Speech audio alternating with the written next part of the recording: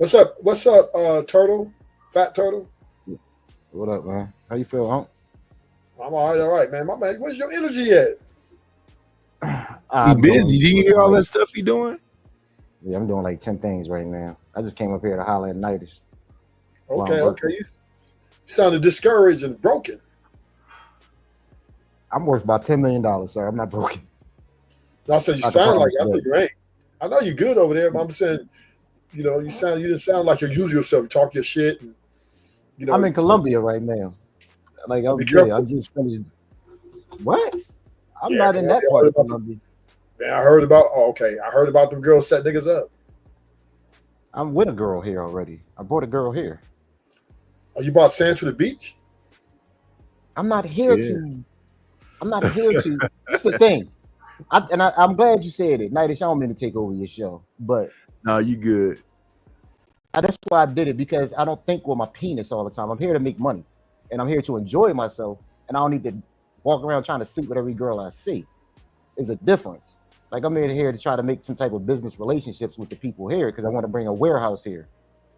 So You that's trying one to of my main reasons for coming you here. trying to warehouse coca leaves? No, it's the logistics.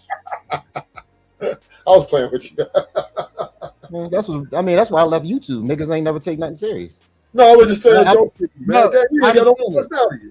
I get that, but what I'm saying is what I'm doing now is I'm on a different level. And the reason why I left is because people don't take anything serious. Black people don't take shit serious. Every time you try to talk business, they do that.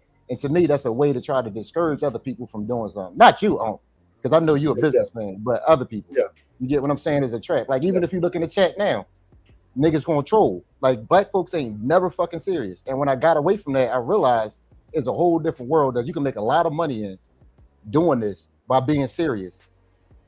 But Yeah. it is what it is. Man, they gonna always be the same way. It is what it is.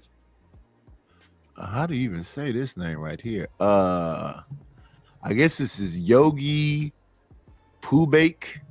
Good evening. Hope I didn't destroy your name. Hello, Cassandra Brown.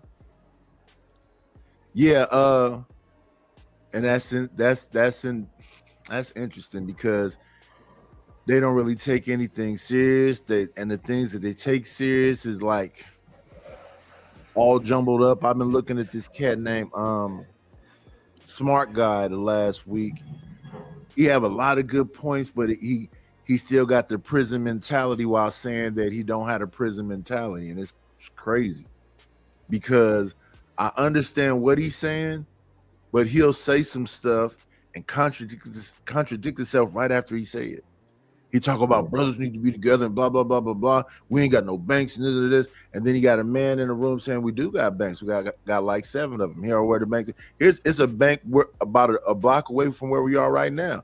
And then all this stuff you saying about black. You want to talk about the Iran Contras? Okay, they did bring the drugs, they did bring the guns, but did we have to sell the drugs to each other and use the weapons on each other? And did we have to get greedy in it and hurt our people more than any?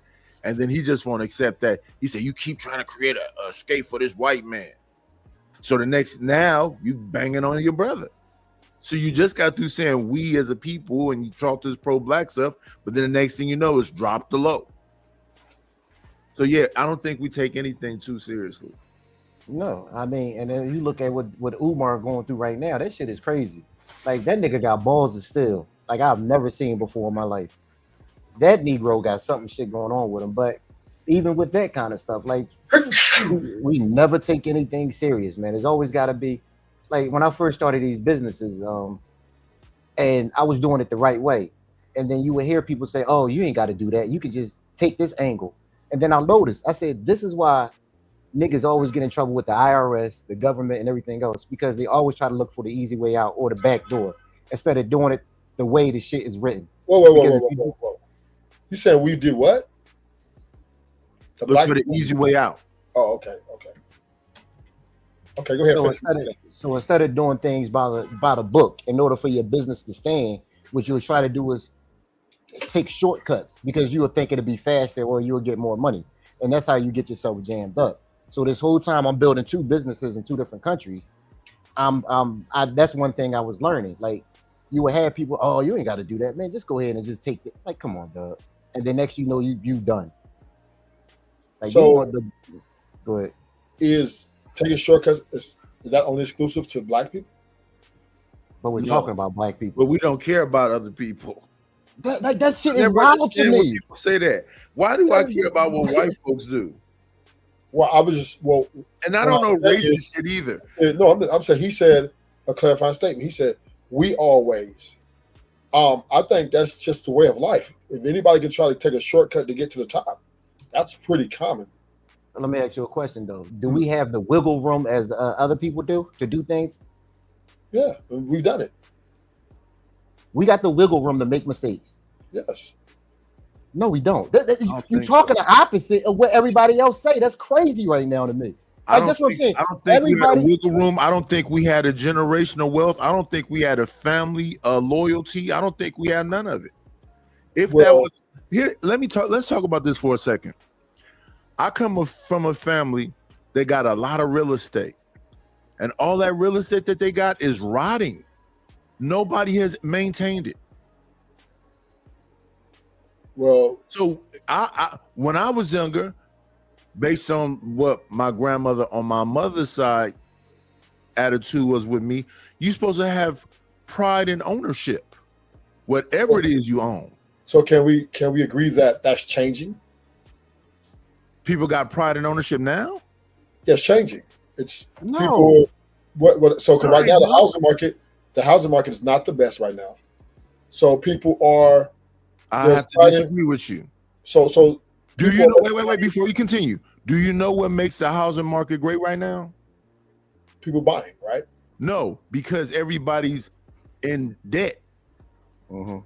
And that's how wealth transfers happen. So all these houses for all this time during the cough, they had all these things called, I think they were called deferences, where they was like taking 2 or 3 years and putting it on the back end of your loan. Well, the chicken's gonna come home to roost eventually, right? You're gonna have to Mhm. figure out how to pay that balloon payment. So all them houses are gonna be up for sale. And that's what people with money wait for. But So in 2008, that wealth transfers because all the people had those predatory loans, and they then couldn't. that fire, So that then, fire all came. those but all those people that had money could buy those houses for pennies on the dollars. now that fire came and destroyed all those houses over here. They wanted Yeah. that to happen so they can create. Okay, I'm just that saying, but a lot of people smart lost a lot of money. I believe. No, they wanted that I to happen believe- so they can build that smart city. Okay, I believe that the way money's been made and generated is being escalated. It's different now. It's not the same as old days. Buy home, property. It's These always things are it's always no, gonna be they're the same. changing now. No, it's people are doing it through, through social media now. You can build wealth through social media. You could build wealth through other ways other than Temporary, sir. social media. I mean, other than houses. And you see, do you see that the pressure that's happening with the people that do it like that? So, for example, I said to you the other day, they look at DDG now as an old man, and I think he's only in his 20s. Like 30. Okay, so he has to stream 24 hours a day now. He doesn't have to, but he does it. If he 'cause- didn't have to, why do it? Well, I'm just saying, he's nothing else to do. When you get that much money, you're bored. So why not make money, right? Most people make money because they're bored. They already got it. DDG's already rich. I don't think so. I can see that he hates that shit. No, I'm just saying he's already rich from rap, right? Right. And I'm saying, I'm looking at him. I can see he hates that shit. He hates streaming. I mean, that's an opinion from an outlooking.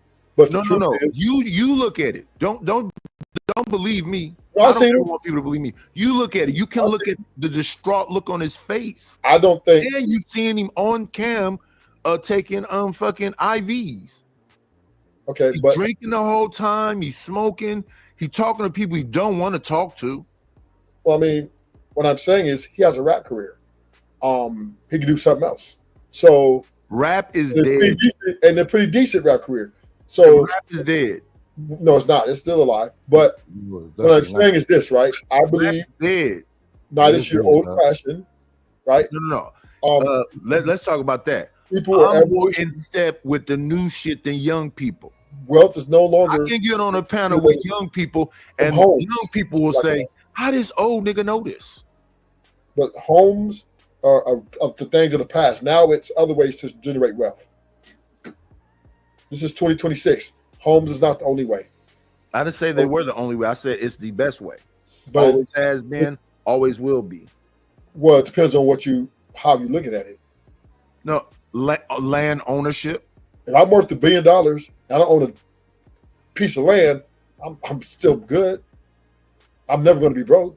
There's no billionaire that doesn't own land. I'm just saying, right? You don't really need it. People buy stuff because they want it to live in or whatever, because they're bored. People spend money because they're bored. Huh? Right? Most people spend money because they're bored. Like, there's nothing to do. I have money, and I understand that. When you have everything and you're sitting there looking around, you're tired of this, let me go spend, let me go buy this Rolex watch, or let me go, because that's a day in life of somebody who has a lot of money, right? Just spending. That's it. No, that's niggas. That is not how white folks do it. What they do is they buy things that's valuable that just look like they just spending money on dumb shit because they know it's gonna make them triple the amount later. They're not just going out wasting money. What are you talking about? Yes, they All are. these niggas do that. It's don't. It's called disposable income. Have you heard of that? Niggas say that dumb shit. White folks don't say that. Yes, they do. I've dealt with clients who bought paintings for millions and millions of dollars that are valuable and growing value. Yeah, but they're gonna die before it reaches value. It doesn't matter. They're gonna leave it to their kids. Generational wealth. It's gonna be for somebody else. What I'm saying is, the family is not gonna stop buying hotels and building more. Okay, but you can have $700 million in the bank and leave that to your kids. That's still passing on wealth. You don't have to have physical or tangible things for that. I'm just saying that's a part of it. What I'm saying is people who got money love to spend money. Period, right? The value of money is only good if you can spend it. Who the fuck just wants money and then sit around and just die and not spend it? Yeah, but do you spend your money or do you use your assets to do what you want to do? I spend my money. So you don't use none of your assets, because that's what I do. I got assets and I live off of them. I don't spend a damn dime. Yeah, you're a lot young. Maybe that's the way you want to do it. I have investments, right? Warren Buffett is riding around in an old ass car and still living in a little old house that he had I don't know how long. Them dudes, look, man are not a monolith. So everybody does not live like him, all right? So let's stop it. What I'm saying is, if you want to live poor, like you poor and got all this money, that's fucking fine. Do you? But most people, listen, I live here by Newport. Wait. What do you mean? These white boys run up with double R's, like motherfucking Maybachs, like ain't shit. Lamborghinis, top of line, everything. These white boys is not sitting here in motherfucking old ass cars, Toyotas. They're pushing double R's like it's nothing. Phantom, Ghost, all that shit. Like damn. Some of them. And I believe that the ones that you describing like that is the ones that go through all the troubles. Yeah, that's who we're talking about. We're talking about the people with money to burn. No. Those people that had that lottery effect type life. What I'm just saying is, people like Warren Buffett has been rich. We don't know how long. Where I'm out here in Newport Beach, these are the Warren Buffetts. These are the white people who have old money, and they're still rolled up in double R's and Bentleys. Okay, they got a valet. They have valet right in the mall, valet parking. Like you come South Coast Plaza. Nobody's disagreeing with you about some of this. I'm saying is, I'm sure that Paris Hilton just spends money like his water too. Yes, that's my point. That's my whole point, right? People, the value of money is only as good as you can spend it. If you got money you can't spend, what the fuck you got it for? Well, are you saying that Paris Hilton is like smart or something? What I'm saying is, when people set up things like I got investments. No. What I'm saying to you is that I think the people that you see and doing all that stuff come from families that have stuff established and they got money, that they'll never run out of. But the people that you seeing that's doing that, like a Paris Hilton or what's a Kardashian, all them is fucking morons. Well, that's your opinion, right? Because that's everybody's opinion. You know what I mean? Yeah, but people spend their money the way they want to spend their money. And most people who have money. I'm not disagreeing with you about that. They can spend the money the way they want to spend their money if it's set up like you say, where there's no end to it. But it doesn't change the fact that they fucking morons. No, I don't think they're morons because it's their life. They're not affecting nobody. They're not bothering nobody. They're spending their money. I disagree. If I think you look at it as a fucking asshole. But Nidus, you might look at it because maybe you're just the type of person who have $1 billion and drive around a Toyota Tundra, right? You might be that type of guy. Which you're striking me as. For me, if I have $1 billion, I'm pushing a double R or better. There's nothing wrong with that. That's cool. So I don't think you're a moron though. Right? But I'm just saying, people spend money. This is what the purpose of money is for. Now, do we want to put money aside for our children's generational? Some people don't want to do that either. If you want to, that's fine. But if you don't, if you want to spend all your fucking money up tomorrow, that's your prerogative. Yeah, I agree. And it doesn't affect my life one way or the other. What you do with your money? Yo, do y'all ever hear white folks ever talk about generational wealth? No, they just have it. Yeah, well, they don't talk about it. They just do. Well, you have a mixture, right? Wait. Let me correct that too. Most white folks is broke as fuck. That's a fact. Super broke. So I don't like to make this blanket and diamond like all these white people got some money. Cause no, a bunch of them motherfuckers is. You wouldn't want to live their lifestyle. You want to be nothing like them. No, that's why they always jumping off bridges and everything. But the ones that do have money, they don't talk about it because it'd be like Trump. Trump gives him a bunch of money, and then Trump giving all that money to his kids. It's just always been there. They don't have to talk about it because they're putting up in a Lamborghini. And they're asking, listen, I'm around these dudes, man. And they're asking me a nice watch. What year is that? Is that a Rolex? Blah, blah, blah, blah, blah. Believe me, they're watching and they're counting pockets too. And they're flaunting their shit too. And the ones who ain't got it, they're looking at you like, what the fuck? White people be hating too. So I'm saying they flaunt their wealth. They talk about their wealth and they are very flamboyant. You know, they're more flamboyant. I'm flamboyant. You know, I'm black. I'm flamboyant. I admit it. I have Gucci, Prada, whatever I want. These dudes are coming in wearing the same thing, but just maybe, you know, no name, but it's worth a lot more than what I got on. And then they're pulling up in this fucking Bentley truck, right? And they're buying everybody drinks at the bar. White people are flaunting their shit, nigga. I don't know what you think. They talk about wealth. Believe me. You changed the whole argument. So I don't know what the hell you went with that. I was talking about Nidus pointed, and that's what I'm saying. I don't give a fuck what they do. No, but LA said white people don't talk about wealth. That's a damn lie. No. I said generational wealth. There's a difference. They talk about new money. There's new money too. These new money niggas coming up who scammed all these people. You got scammers. You got motherfucking white boys who got that money from the motherfucking crypto. But it's new. All is new. There's a lot of new money out here, and they're put up in these Lambos and these motherfucking McLarens and Ferraris.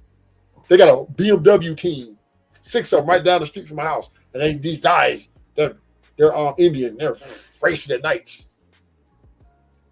These motherfucking 900 some horsepower, 1,200 horsepower, and you just these motherfuckers don't give a fuck. So I'm saying, I understand there's people who generational wealth, but they don't run the show. They're not the top of the cream anymore. The new wealth that's coming in with that crypto, the motherfucking these new, I don't know what other shit. There's a lot of shit going on in this technology and shit. I forgot. You got a lot of fucking out here. You got a lot of fucking crypto. You got motherfucking scammers, and you got motherfuckers in that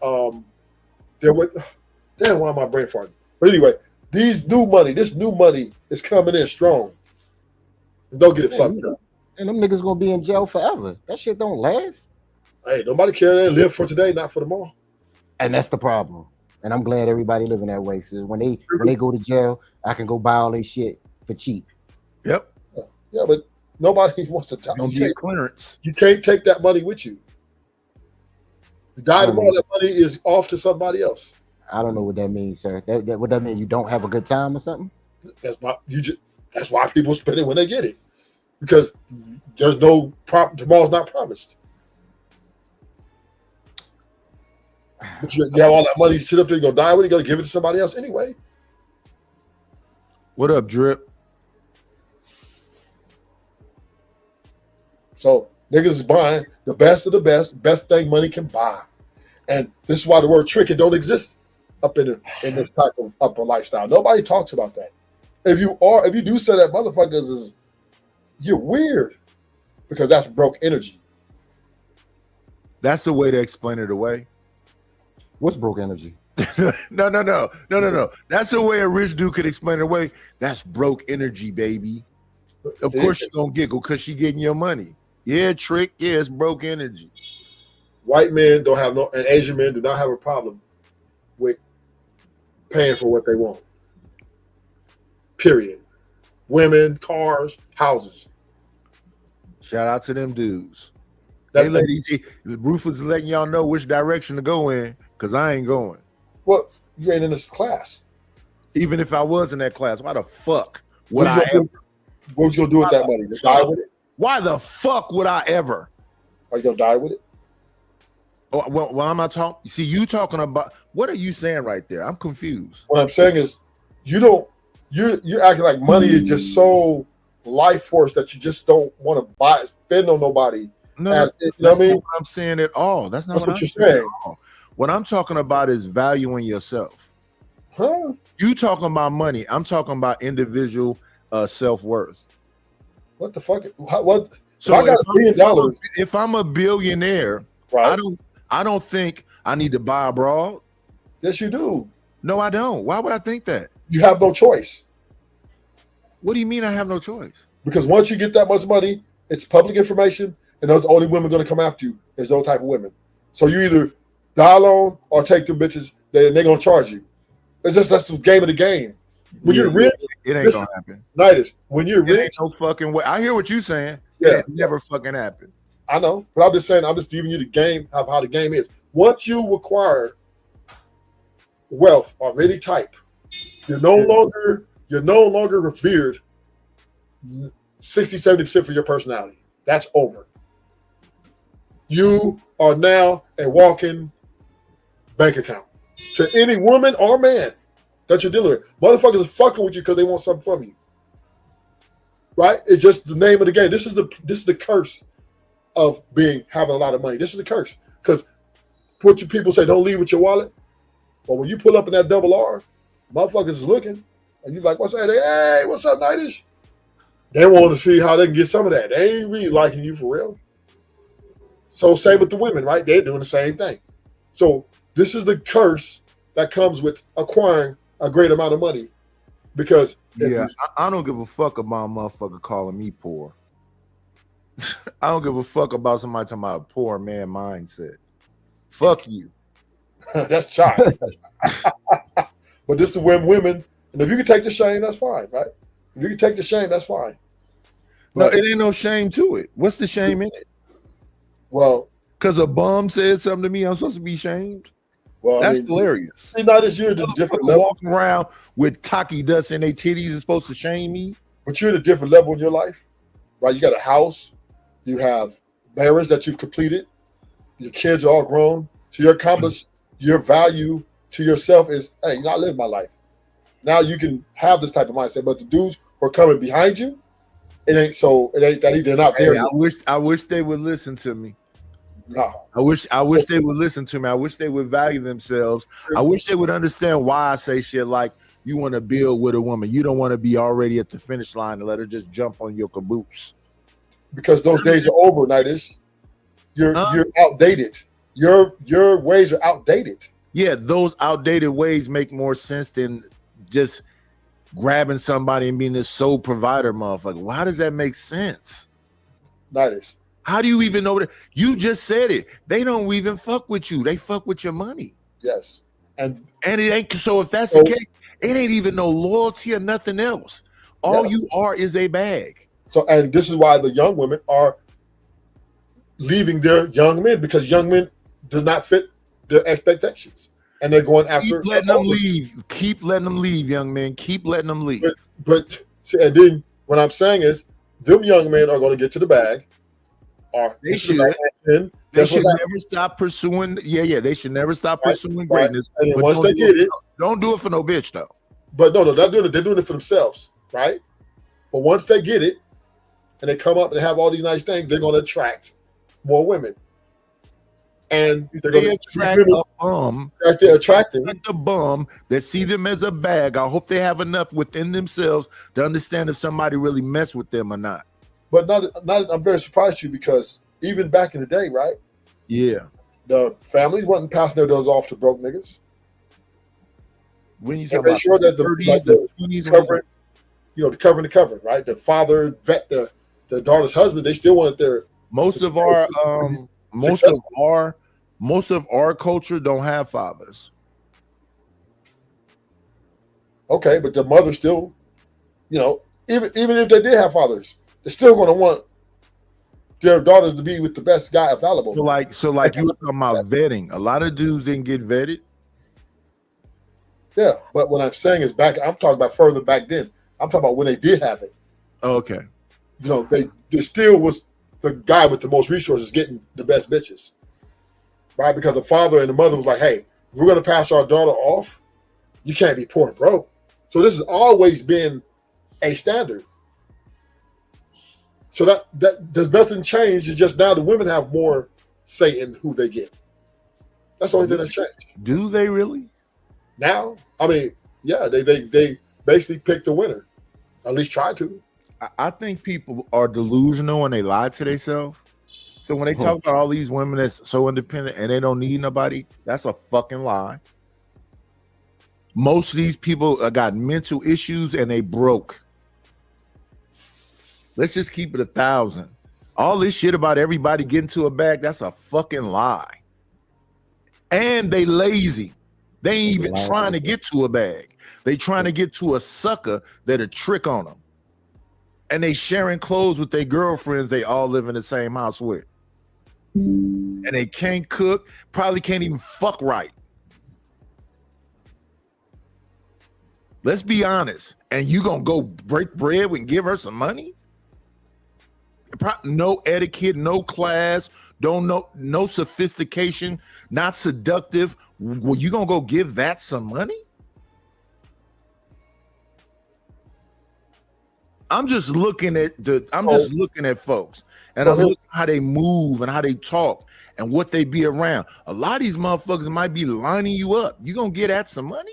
So, now the question I have for you is: the educated woman is the same way, right? She's who got to bag already. They're not educated; they're indoctrinated. Or indoctrinated, whatever you want to put. These women want you to equal or better than them. So, if you have the women who's indoctrinated with, who's got her own thing, who wants a husband, right? And her husband is to either make people ain't getting married no more. I'm just saying, right? Equal or more. And then on the other side of the coin, right? You have the 304s, right? Who wants the man just to have money to give them, right? So when you got the educated women and then the 304, that's pretty much all the women right there. Unless you're going to marry a Paisa bro who don't speak English, that's all you got, right? So how do you navigate through all that mess and become successful? Your natural masculinity, your level of intelligence, your level of having it. If they've been seeing you have it for however long, right? You might say that they're going after the money, but no, you can't have no money. You can't even be around me if you ain't got no class and no sophistication, and I can't have an intelligent conversation with you. What you around me for? So now, if you've been trained like a geisha girl, do you know what a geisha girl is? Yeah. If you a black woman and you understand how to really be an escort, you have some etiquette about yourself. You know how to go on a place and not embarrass me and do all this other. Then maybe you could seduce me and be seductive and whatever else. But just the average person walking around, no. But is it safe to say that my equal My equal, let's say it like this. My equal better come on and get on board. But is it safe to She say that might as Michelle, well come on and get on board and go along with that 70-30 situation where she gonna give up that 30%. She might as well come along and get on board. that you can, And it's more my equals out here than And there you- are them intelligent people you talking about. 30% you get your ugly bitch or old ass bitch like 75, 80. Why would I mess with a 75? What? 75, 80? That's what when you said 70, 30, that's Yeah. the class you're in. Ugly, fat, ugly, or 75 to 80. You think I'm gonna mess with somebody fat and ugly? I know you're not. I'm just telling you that's where you're at. This ain't gonna I know happen. you're I not. don't even know how we would be anywhere near each other. I'm just saying, right? I'm not saying you will, but you made a qualifying statement by saying that 70, 30. Yeah. It's gonna be 70-30, and Yeah, you want your ugly bitch or And 75, 80. if the person has any intelligence, they gonna go. Yeah, you want 75, 80. That's the age group. Ain't no even I'm a not woman. saying 80% of shit, not 75 either. I wish it was 60-40. A 50-year-old woman ain't even gonna do that. Ain't even gonna do what? Go 70, 30. Where's he? What they gonna do? They gonna want you to pay for everything. Then they're delusional. They're insane. Might be, And but that's what and the men that's doing that can't cry victim. well, hey, right? There are men who are doing it, and they're happy that they're doing it because they don't. A lot of men are scared to be alone. But I'm just saying, 70-30 is 50-50 doesn't even exist. That's just a It's myth. homosexuals, ruthless. Homosexuals, man, they're like one in every 100 million men. There's one homosexual. It's only one homosexual in 100 million men. Are you serious? Yeah. Yeah, that Hell was crazy. yeah. Fuck yeah. Listen, and most homosexuals are in, let's say, the hood, right? But if you look at the hood, the Pookies and Ray Ray, they get into the bag. Wait. And that's not true either. Go, That's rob it, not true either. We Yes. gotta have honest conversations if we're gonna have conversations. Them folks that's in the game, it's a minority of them that's women. That's what I'm talking about. And no, the talking people about that's minority. in the game, it's a minority of them that are winning. It's Oh, a I bunch know of dudes around, well, a dude or two, they got vehicles and money. So you got a All of- team of probably 30 folks, and in that team, I say about 5 or 6 of them is doing well. The rest of them ain't doing well. But they got access to, scams, selling drugs, robbery. So they're in and out of jail. They might be in and out of jail, but as soon as they get out, they're back to the hustle. Most of these dudes ain't land up with no woman's house. No, That's not happening. yes, they are. What? That's Yes, they embarrassing. are. No, Yes, they're not. they kidding me right now? are. No, they're not. That's So hold up. crazy. Yes, they Hold are. up. That's crazy, dog. So you never heard the saying of a nigga just playing PlayStation There and is sitting out all day while his There- girl go to work? That That's never not- happens. that's like one out of every 100,000 nigga in the hood.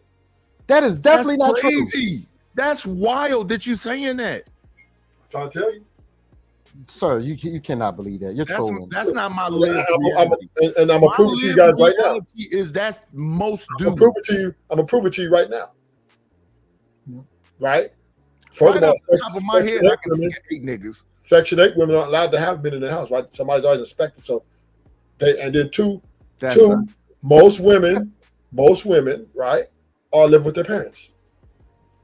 Or they have their own apartment and they're not letting men move in with them. Listen to what you saying. Listen, women with a decent job, a decent career, and have a Most place, of these they're women, not going to let a don't man have move that. in and live off of them. They're not. most of these women don't have that. That's well, How yeah. can you most of say them- most of these women is living with their moms and with their girlfriends on Section 8, but then have decent jobs too? Well, I was naming percentages. It's a pie chart. It's a pie chart. It ain't just. I'm just saying. It's Oh. Section 8, Oh, you Then tripping, there's- dog. Oh, okay, so you said a pie chart, so cool. right? On the pie chart, how many of these women are intelligent and have solid jobs? I say 30%, 35%. Okay, I can go along with that. Mm-hmm. And then you So got of the the. 65 of the 65% So that then you left, got. Then of it the breaks it more. 65% that's left, since you said 30%, 35%. Right. Then you got. Let's say Section 8 is 65% of the women left. How many of them is hoes? shit.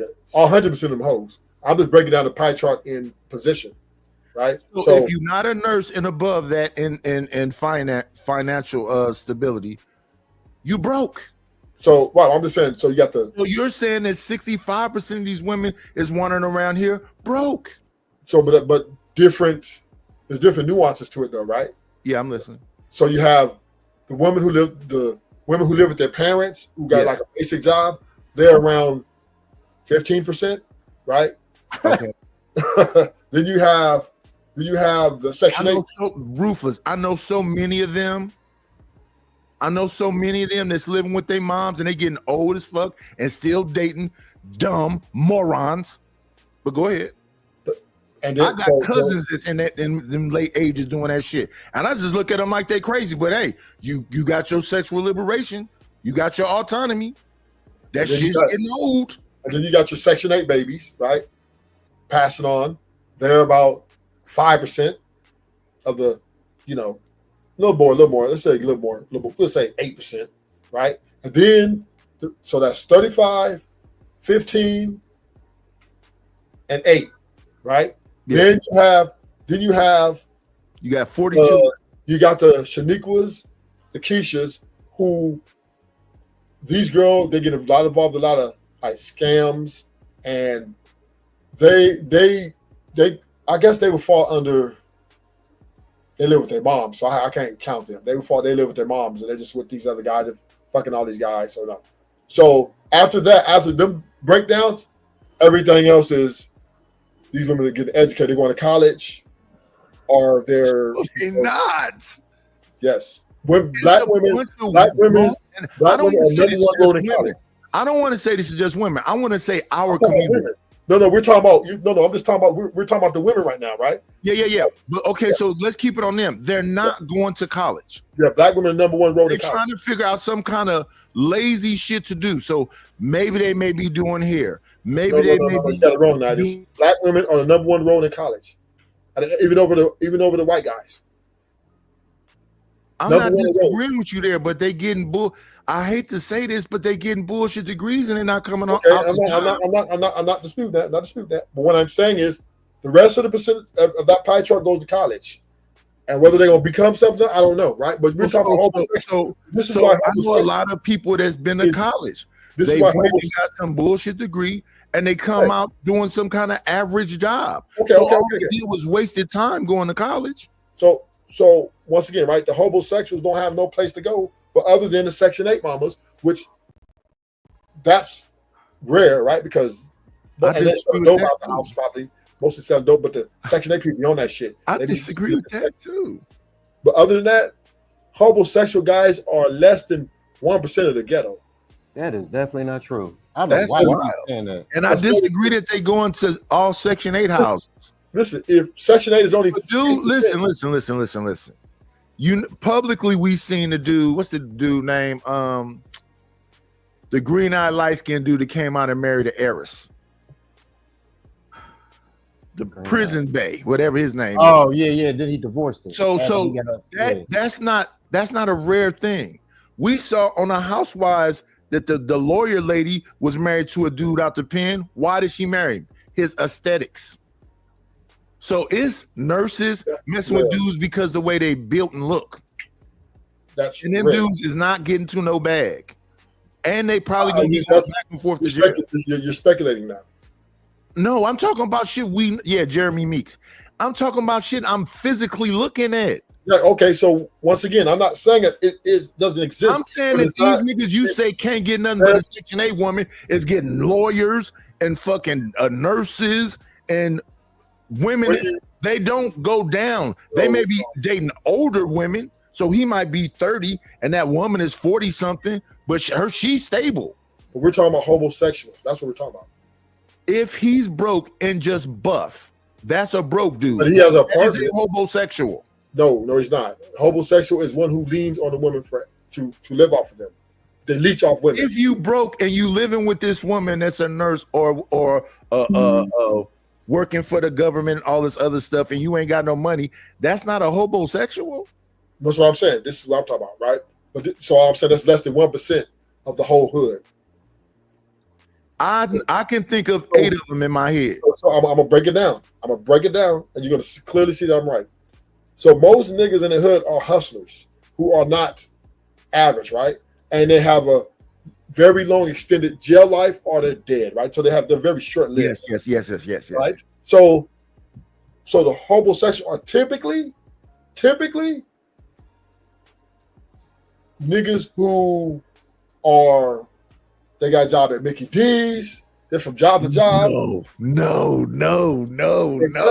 Yes. The dude you just said. He got a hustle. It's not the greatest He's hustle. out of jail though. He's in out of jail nightish. He's don't work. He's down the streets for 2 weeks, a month. No. He been going back and forth to jail for who knows how long. Yeah. So he's not living off no woman. He's living in prison, or he's gonna. When he come home, where you think he going? He's going home. He's going to his mama's house. Most of them dudes go to their mama's house. Their mama's house. When I was in jail, most niggas getting visits from their moms. I agree with you. These bitches ain't coming up there running like that, and it is like you said, ugly fat. But most niggas and I'm telling you, these dudes that I'm talking about, not all of them got these ugly women that you're talking about. I don't know about. Let me think about this for a minute. Who got an ugly fat woman? 2 years in prison. So don't tell me, moms are the only ones. Moms and sisters. No. Listen to me. He ain't been treating these people right. He just using them. But he's staying with his moms and he's going around fucking other bitches. That's all he's doing. And he's not living living with them. And playing PlayStation and smoking weed. The women, the women that he has access to, right, are around his mama's house. Right? No. These type of guys, they are get rich or die trying guys. They're going to get to the bag or at least try it, and they're unsuccessful, obviously. And they're either part of the recidivism rate or the death rate. These guys are very short-lived, right? And most of these guys come to their mama's house and stay there, end up going back, or they end up getting their own place. They don't really, very rare, you see a guy move in with a woman. It is, most men do not desire. I constantly see niggas with these heavy-duty black trash bags, these hefty, with they clothes and stuff up in them. Mm-hmm. They don't even make it look cool. You could buy like luggage or something, or duffel bags or something. Oh, I see them too. I see them with the like duffel bags or heavy duty Glad bags. And you see when they fall out with the ladies, they throw their bags out. They throw their duffel bags out. Or sometimes if you have a nice lady kick you out, she'll neatly put it on the porch and you come and see it. And then she won't kick you out. That's not rare. If she's really nice, she won't put you out in the cold. She'll let you wait until the summertime if she's really nice. Man, that's you. What's up, Kasim? And I just know too many of them to be sitting here saying it's 1 out of 100,000. So why I know so many of them? Easy. 1 out of 100,000. Easy. What up, GT? I just see too many of them. I can't agree with that. 300 something million people in this, right? So I'll say a homosexual people. I'm just talking about my anecdotal experience. I'm gonna give y'all the grace. I said it's 1 out of every 50,000 men that does that. I'm gonna have to disagree with you. The majority of the people that I see need each other, and the majority of these men I see can't be no sole provider. No. Ain't even in them. We're talking about homosexuals, right? Oh no. When it comes to the homosexuals, I'm saying you saying it's 1 in some 150,000. 1 in 50,000. 1 in 50,000. I'm standing on that one. It doesn't happen very often. It's very rare. If you see, if you know 5 or 6 dudes that are doing that, I don't believe it. I need to see that. I need receipts. Because most dudes ain't moving in with no bitch. That's number one. That's just a bad look. Yeah, it's not happening. It doesn't happen very often. So what? Let's just go with YouTube. So you think all of them is skits where these women is cussing these dudes out and kicking them out? Those are skits. And most of that that's mostly probably in the South. And they're not living there. They're coming over there trying to run shit and they're get up out of here. Now, there are some, like I said, they're very rare. I'm not saying that nobody absolutely does it, but for the most part, 98% of men are not moving in with no bitch. It's not happening. That's stupid. Any man know that's stupid. The only one who do that, Listen, I don't disagree with you completely, Ruthless, but call it stupid or whatever you want to call it, but I don't know. Let me give it to you like this. In the hood, regardless of the hood, there is people still care about them, value themselves, and they don't want to be seen as a nigga living with a bitch. It's just not a good look, and it is the ultimate failure of a man. So the ones who do it are most likely niggas who, they're just mentally health issues, or they're just, they're just really. Well, that could be true. Because think about it, even a nigga have a little bit of black niggas got some sort of like pride about themselves. Nigga, they go before they move with that. I don't know about that one either, though. They'll go grab them kilos from Jose and slang the motherfuckers. Niggas is getting to the bag, and niggas is getting their own little shit, even though it might be short lived. And I'm saying before they move with a bitch, that is not desirable at all for most black men. Not 98% of niggas are not thinking about, man, I need to go live on. No, because it's already hard to have a relationship. Period. Much less move in with a woman. That's. I don't know where you guys at, but I have very rarely see that. I just see young people that's in partnerships, in their relationships. It's not a whole lot of DDGs running around here talking about I'm gonna pay for everything. Yes, there is. Where they at? There is. The old boys been doing it. I'm not talking about dope boys, because where does that exist in the current time? Still, they're now, still. Back when we was younger, I know about all these kingpin, all these who's had money, all the other stuff. Where is that existing in this current time? It's still drug dealers out here. Believe that. Not as. No, I think it still is, but we talking about winning though, right? Yeah. You think it's a lot of young kingpins still? I don't think it's a lot. It's never been a lot ever. Maybe kingpins are minority always. Well, let's say somebody that's getting off maybe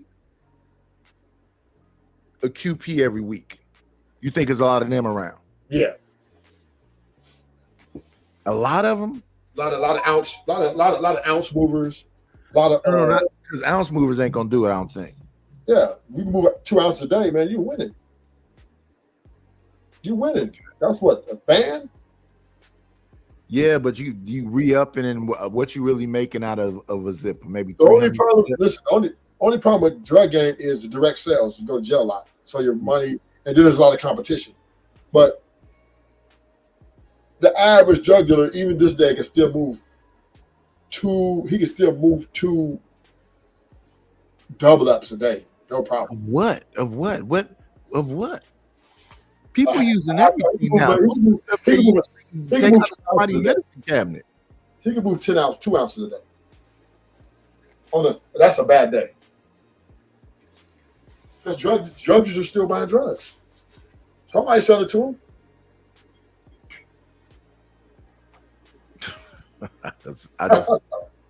Let me see. Thank you.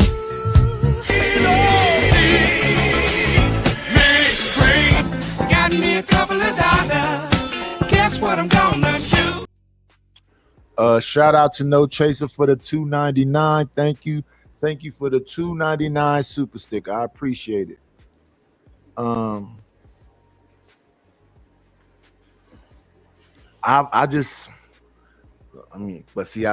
I've been married and kind of away from stuff, but I do know, and I'm trying to think. I don't know what they girl do or whatever else, but I know they money messed up. Dudes is living with women, and them women is pissed off with them because them dudes ain't really bringing home no bag. And the only women that are doing that are bitches with Section 8. This is not no work. No. Working class women. I don't know a whole lot of women that's on Section 8, so I can't say that. That's what I'm saying. It's not that many. What I'm saying is working class women, women who, most of them will go to school, Mm-hmm. and most of them go to school and hold a job, or if they have a kid, right? They most won't let a man move in because they have kids. Other women who are career bound, they got high standards. They're not, So niggas you not think that the majority of these women have careers are career bound? Yes, or career bound? yes. Majority are career bound. I don't see that. Yes, minority of people, women are poor. The numbers don't lie. The average American is on track to be average. So most women, men are career bound. Actually, I would say more women. Most men are trade bound. Now, men are going to trade and social media more. We're doing other things, but women are. This is why black women are the most enrolled in college, because they are career bound, at least trying to get there. And remember, most black people are going to college. Most black women are in college than they are in the hood. Okay. Because remember, the hood is the people who are in the degeneracy are mostly guys. Most women are not committing crime. So a lot of them either baby mamas get on Section 8. And that's what's crazy. The woman that lived in here was in her maybe late 30s, was messing with a young dude. He was living in here with her. Maybe, I don't know. She Maybe was yelling at him all day about, you won't help clean up nothing. You ain't helping me with these bills. Yeah, I'm not saying that no one does. No Section 8. No, I'm just saying I'm not saying no one nightish. There are a few instances out here. It's rare though. It's rare. You're not finna walk down the street and every house niggas living in bitches. Just there are some women who, depending on if they're fat, especially they're fat, ugly, or they're ugly. It wasn't fat. Or they have 5 kids. You know what I'm saying? And that's want some dick. You know what I'm saying? Them house dick. There's a few of them. I'm not saying ain't none of them let niggas move in so they can get their coochie swept every night.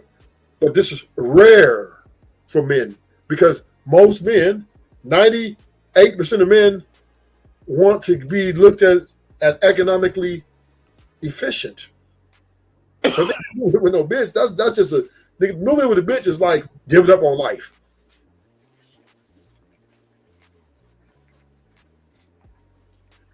I guess, man. And even though she was a hateful lady, she wasn't a bad looking woman. And she wasn't fat. But she got a mouth. And who? Oh yeah. The women. Oh yeah. Oh yeah. That's why it doesn't happen very often because that bitch, if you moving with her, every chance she gets, she gonna rep you, nigga. She gonna dog walk your ass. Oh yeah. Nigga, get your broke ass up and clean. I know what man's gonna do it. What man's gonna sign up for that on an average basis? It's not gonna happen. That's why I don't know what LA was talking about. Nobody signed up for that shit. But if they gonna drug, he has a drug problem, right? He's just a dope fiend. He's fighting his addiction. I can see that. He's got some, which that falls into mental health. Unless he's just a ghetto child, right? He just embedded in the ghetto. All he do is you see him on walking up and down the street all day just begging for money, right?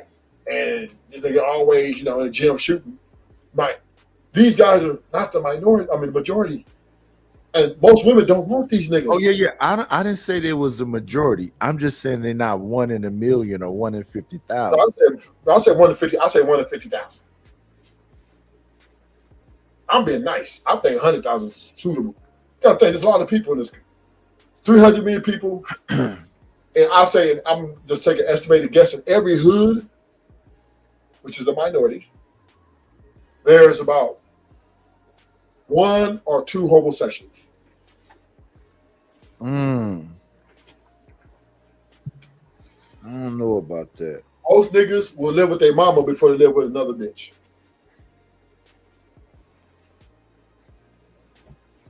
They're moving with their mom before they do that. And even that's chaotic. Yeah, but at least mom ain't gonna switch on them as much as the bitch, right? That It's chick. just- It's some moms out here cuss you out too, though. Yeah, but as long as you see most niggas hustlers, don't they bring mama a couple of hundred? She Gucci. That's my baby. Bring her $300, $400, or $500 for the month. She won't. She gonna let you make it. She gonna let you make it. If she see that you got that tiger in you, yeah. But you know, a Section 8 baby, oh no, they talking shit, big shit. Now go. The fuck? I got kids. The fuck? On dead homies. Right? They talking all that shit. They can't even put up with that. Unless he's on drugs. I don't think, dude. I know he smoked weed like a chain, but I don't know about what else he was messing with. That's drugs. Point. You're just all over the place. You sound like a 16-year-old with zero life experience. Is what it sounds like to me. Daddy, you buy the house, like let's say for your woman, but the point is to enjoy that house with her, and you want to see her It's with the family. turn it into a home, Hey, and you want to family. see your babies grow up in it, and you want to see the Christmas tree in the Not corner. for him. Not you know. for him. So Sarah, When they have a kid, they want a family, not just a doll. They want a family, and a family is a bunch of people. Y'all are not the Yeah, I don't understand why people be so angry to try to put you in the position that they want to be in. If you want to be a sole provider, that's cool. Why are you trying to impose your will on other people that don't want to do that?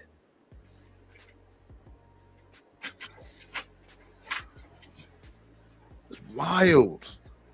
It's in my position. Hey Sarah, is that the Fatty, you didn't even answer my question before all these other I people would like started a little arguing. bit of moderation when I talk, please. That was fair. There is Sarah. Isn't there a bunch of men that buy shit for a woman just to throw it in their face and to say, "Look at what I did for you"? Is that fair to say that? Wait, say that again. Is that fair to say there's a bunch of men Oh my that God. buy houses, buy cars, take you on vacations just to throw What it in a your loaded face, question, just you to throw it in your dumbass. face and saying, What a "Oh, stupid I did question. all of these Are for those you." Is that traditional fair to men? say? No, Can Yeah, you say those that are he like went traditional Hold men. on, I can't fucking hear what he's saying because all you tards are talking over him. Not me. I've been quiet. So I can simplify his speaking of, question. Harry says, "Hush, Dr. Q." I think I'm assuming he's talking to you, 10th Yeah. man, since you had Dr. 10th. The most I angry man think in he the wants you in I'm the a back. doctor of dick. Yeah, that's fine. So hold on, I got sick backstage. Sick, you're up. So you're saying that men or people or whatever buy these things for Men women weaponize, just yes. so they can Yes. weaponize it later. Sure, Yes. are there bad actors? Yeah, of course there are. There's bad actors. You're taking the exception to the rule, but I would say in most instances, most married couples, when you get married, it's like, Okay. I just want to do for you, and then the other person says, I just want to do for you, Okay. and then you do things for each other together, and then you grow your marriage and everything together, and Okay. like So- ours so is this- ours. Exactly. There's just a total complete disconnect in the worldview. Fatty lives a life where he takes advantage of the situation that men have allowed with this egalitarian world, right? Why are we upset with him that he doesn't agree with us on the fine details of it when really all night he's been making the entire point that we need to go back to a world with masculine authority where men have the authority and the responsibility if we want the women to not be whores. Well, and then he shits all over the religion that made that culture. So he's got. But Get that's, out of here. but No, that's no, the no, you difference. mixed That's the We're difference. talking about- you see, That's the y'all difference. one second. Y'all like to miss. So now when I went up there and I talked to them, I specifically said, are y'all really upset with him because his perspective on y'all religion? And they said no. Come on in. Plan, it's always a treat when players meet.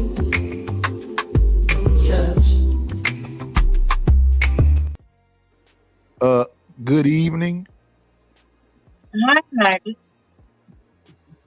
Say that again. Couldn't understand you. Neither. That's me. It's a pleasure to greet. Something's happening with your mic. Oh man, pressure. It sounds like you're talking underwater. What up, witch doctor?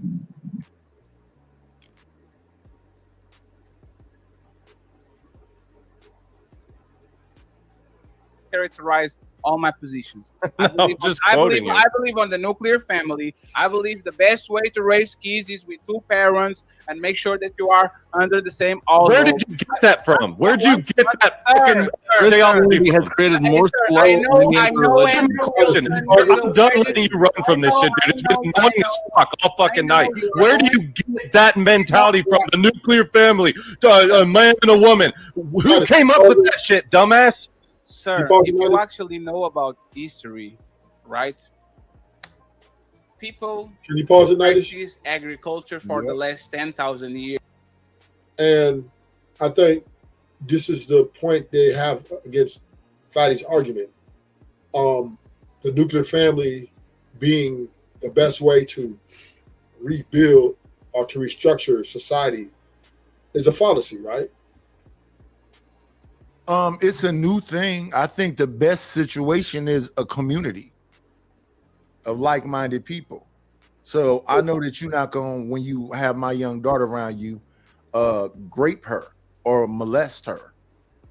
But I know that if my son is around you, you're not going to do those two things. But, But we don't trust or have loyalty like that. Right. You don't need, I don't need to have a nuclear family. And what I need to have is that this woman that I had this child with to have enough respect for me. I have enough respect for her and her mother and her sister and her brothers, and they have enough respect for me, and we all appreciate each other. Then that's a community. We don't have to be married, because I know that her brother gonna look out for my kid like I will look out for it. My sister gonna look out for our kid like she will look out for it. That's a community. If you have people with that same mentality, you don't need to have a so-called nuclear family. Well, but and also, and that because America is pushing the identity focus point that you can identify or whatever you like, that will never ever come to a community is now made up of ideologies, and ideologies is That's now what I just said 2 seconds ago. Like-minded people. but So different I ideologies. believe that I'm a man, and I believe that a woman is a woman. So I need a woman that believes that I'm a man, and she believes that she's a woman. But I need her to think that the best situation for our family is that we loyalty over family. It's not Yeah. just because you're related to me. Are you loyal? But my saying is the community has different ideologies. Is my point, right? Nobody. Yeah, I can't fuck with you. The, No, but the stay, community, no, the community stay is right there for doing- 1 second. the- I the can't fuck with community you to is- think you a transhuman. Not to say this, but when the community, America is allowing the community to go its different directions, right? It's promoting and encouraging, right?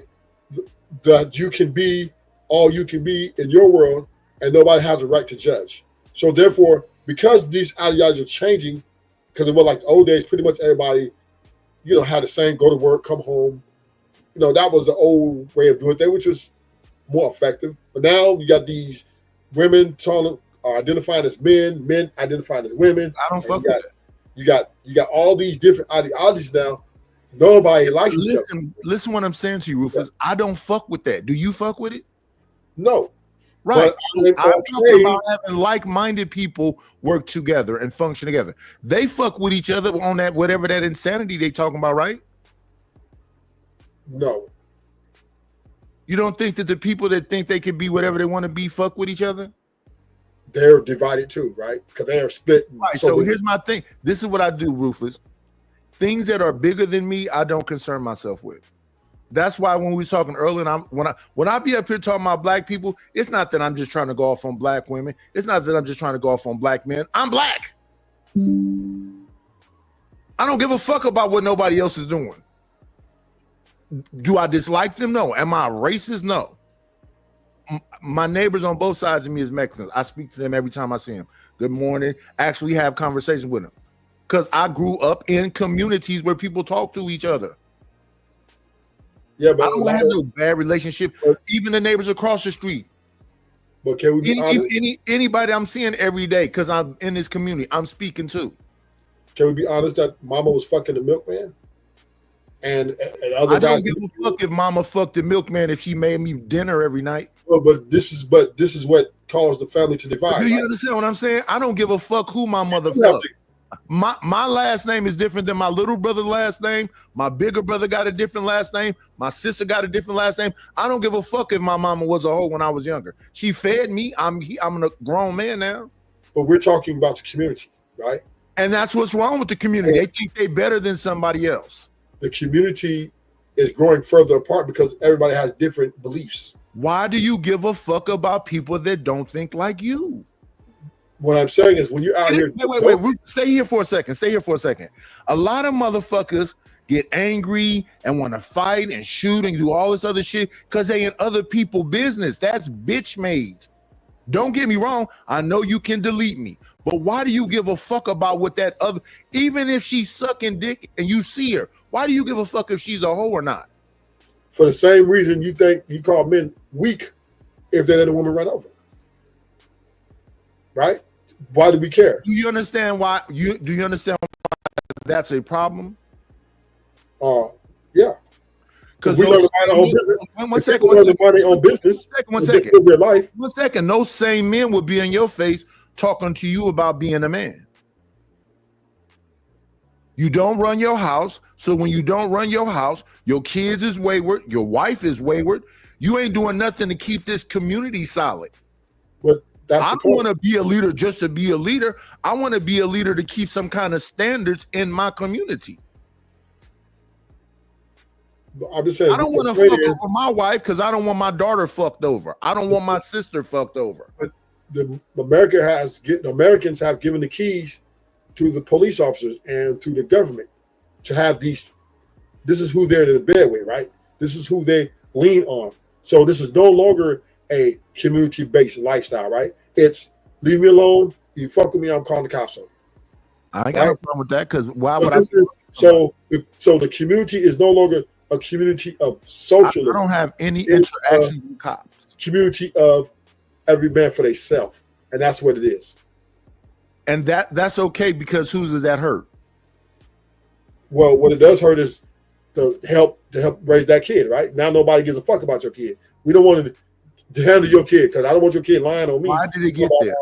Talking about I put hands on him. Why did it get there? Why did it get there? Because you let the government involved. Once the government got involved, then when you're trying to discipline that kid that wasn't yours, the kid made an allegation, there was charges coming to your ass. So you know what? Raise your own kids, motherfucker. And I'm gonna do me. And if I see your kids out here fucking up, I'm calling the cops on them. This is the ways of the world. Do you mean corporal punishment? You know, whatever society have, you know, go to jail for 15 days. No, when you try to discipline that quote unquote kid, are you referring to corporal punishment, otherwise known as putting your hands? Yeah. That used to be back in the days. Yeah, back in the days, that used to be prevalent, right? Everybody was okay with that. Now, because the government's got involved, more people don't want you touching their kids. You can't even paddle the kids no more. The principal can't paddle the kids no more. Those days are over, right? That gets you sued. So, do you think that was the best way to handle children? No. Then why are you advocating? I'm not advocating for it. I'm just to complain about it. His position is the nuclear family, the community is helps the nuclear family. I'm advocating against that to say that each be his own. So you think that's the best way? Yes. Because that's where we are now. Yeah, that way we don't have any discrepancies on my style of doing things. Right? If you raise your kids over there, I'm gonna stay out your business. Because the way I do things may not corroborate with the way you do things. The way you teach your kids and bring your kids up may not be ideal with me. So to avoid all that, you just raise your kids and how you do it. And I'm going to live my life over here. I'm going to raise my kids. Okay. Wow. Now, I think that's fair. Right? and Is, vice is versa. is it fair to a child to be afraid of you? No, I don't think kids should be afraid of who, with parents or strangers. No, if we're talking about corporal punishment, is it fair for a child to be afraid? Afraid in what way though? What capacity? Afraid to do wrong, or afraid to be punished for doing wrong, or afraid for his life? Afraid to be physically punished For doing something wrong? for a mistake. I mean, I guess it's ideal for parents to have that over the kids. So I guess it would be. You think it's ideal for children to be That's afraid of That's their a loaded question though. Like how you phrase that, right? It's not Bella? loaded. Yeah, it's loaded. It's a simple question. Do No, you it's not. think No, it's fair for children to be afraid of their parents? Is that fair? Yeah, it's fair. Okay. Thanks for answering. I appreciate it. Thanks. Because to conduct a society, you have to have a bit of fear, healthy fear, right? That's why the police show up to your door with guns in their waist. What if I told you there's no such thing as healthy fear? Would you believe that? Yes, there's a such thing as healthy fear, right? You believe there's A little bit, healthy yeah. fear? Yeah, it has to be. That's the only way. You know, if Nidish would allow me, I'm just gonna throw something out there real quick. I've told this story many times on panels where, God bless you, serendipitously, as my first husband was trying to introduce me to Islam and take Shahada, I'm studying with these women. It just so happened that the Quran opened up to this passage that says, if you are disrespected by your wife, you may beat her lightly. So with that being said, I'm going to go back to what you mentioned about healthy fear. In my humble opinion, that's an oxymoron, right? Like, for instance, beat your wife lightly. There's no way to beat, and the emphasis on physical, like active punishment. There's no way to conduct an active punishment lightly. Either it's active or it's not, right? Either it's a physical punishment or it's not. But the Quran, for whatever reason, indicates you may beat your wife lightly. So back to what you were mentioning regarding healthy fear. I would like for you to afford us the intellectual opportunity in understanding what is healthy about fear. Now, I know about the stove, touching the stove, like that's a healthy fear. We should fear fire. So with all that cast aside, I'm not talking about that. I'm not talking about fear in regards to, things you might deflect to, like, oh, well, you should be afraid of fire because it could burn you. I'm not talking about that. I'm talking about punishment. You mean in conducive to a relationship? Wait, Rufus, give me a second right quick.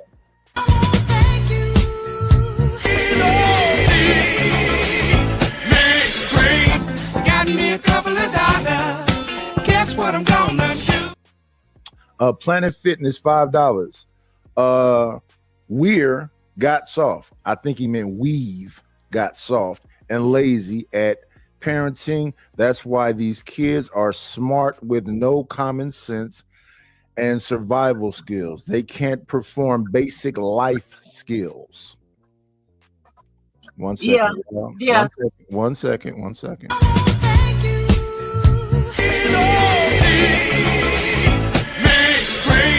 Got me a couple of dollars. Guess what I'm Planet Fitness, $2. They don't want to do nothing but order Uber Eats. Yeah, there's Rufus. something to be said about being too lenient. I get that. That's a fact. These children are experiencing leniency like no other generation. That's a fact. And Oh, as a one second, result, one second, one second. What up, 18th letter? okay.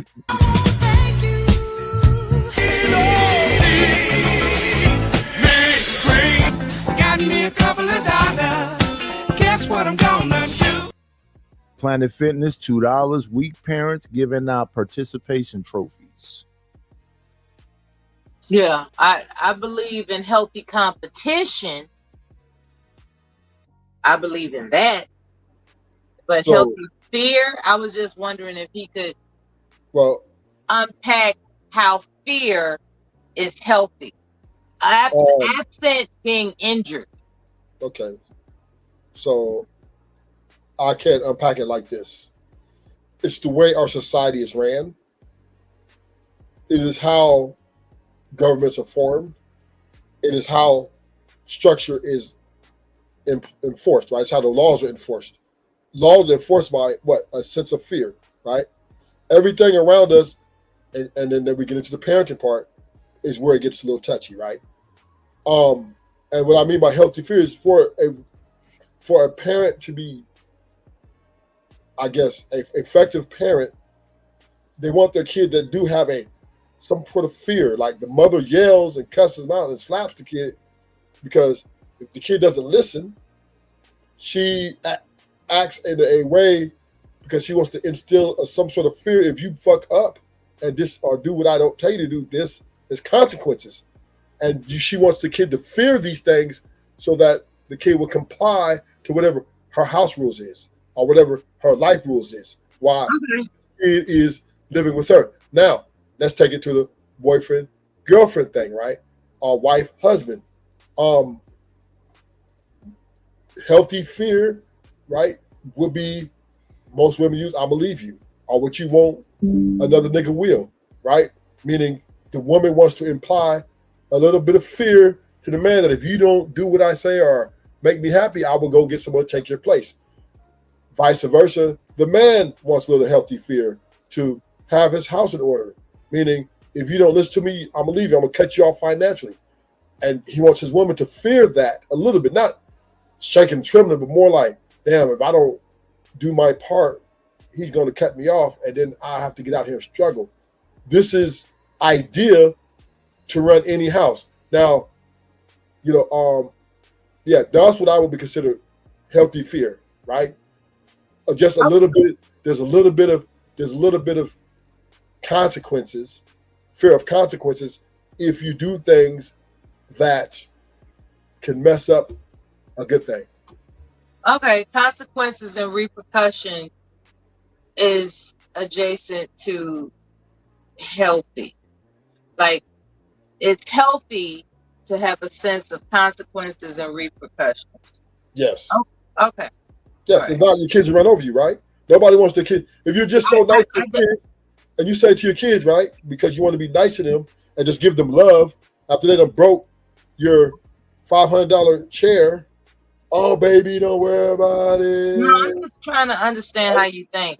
Yeah, and so I've made it concise by interpreting that what you mean by healthy is that consequences and repercussions are healthy. Yes. To maintain a structure. And that is under the umbrella of fear. Yes. Okay. I hear you. Yeah, people use it different ways, but that's the ultimate goal. Believe it or not, I'm not here to argue. I'm just trying to understand. That's all. I'm trying to understand how you think. It doesn't mean that's how I think, but I'm sure you agree. Well, I'm sure you agree with that, don't you? No, I do not. So you don't think if you have a kid who doesn't listen to you, you don't want to imply a little bit of consequences and repercussions? It is not. This is not my interview, right? I do have a philosophy for structure with the optimal outcome. I do have that in my possession, but it's not my interview for me to broadcast it, right? Because it's I appreciate that you're inviting me to highlight it, but I mean, I could say it. I mean, it's not concise. You know what I mean? It would take a while. and this is you know, it would take a while. I mean, really, I mean, my thoughts as to childhood development is it's an extensive explanation, and I'm just not going to go into that, not because it's you, it's because I haven't been exclusively invited to do so uninterrupted. That's all. Okay, y'all.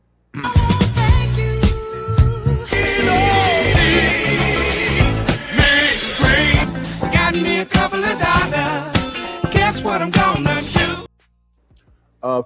Planet Fitness $5. These YNs out here in broad daylight with AR-15s, no mask, in front of cameras and police. They have no fear at all from parents and law, more than ever. Well, that's what no discipline and autonomy is. There is no order, there is no structure. I believe in more of an intellectual conversation and setting a standard. I said early on in my kid's life, I'm not gonna run a house by fear. Fear didn't stop me from doing shit. I got my ass beat all the time with every fucking thing. All that shit did is made me run in the street and act more of a fool. All it did is taught me to be violent. Exactly. That's what violence begets violence. So anything I said was hit this nigga with this belt, hit this nigga with this extension cord, hit this nigga with this hanger, hit this nigga with this race car track, hit this nigga with this shoe. So now it's easy for me to bash somebody here with a slab of concrete. It's easy. Exactly. Violence begets violence. Violence promotes violence. So Mella, let me help you guys understand, right? When the cops show up to your door, they're not going to unarm themselves to make you feel safe. They're coming in with the pistols for a healthy fear. That if you get out of line, so Rufus, we're here. Wait, let me ask you a question, because I don't know if I thought you've been here and you've been listening to me. They were overseers first, right?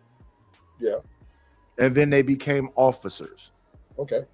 So I understand that they are here to keep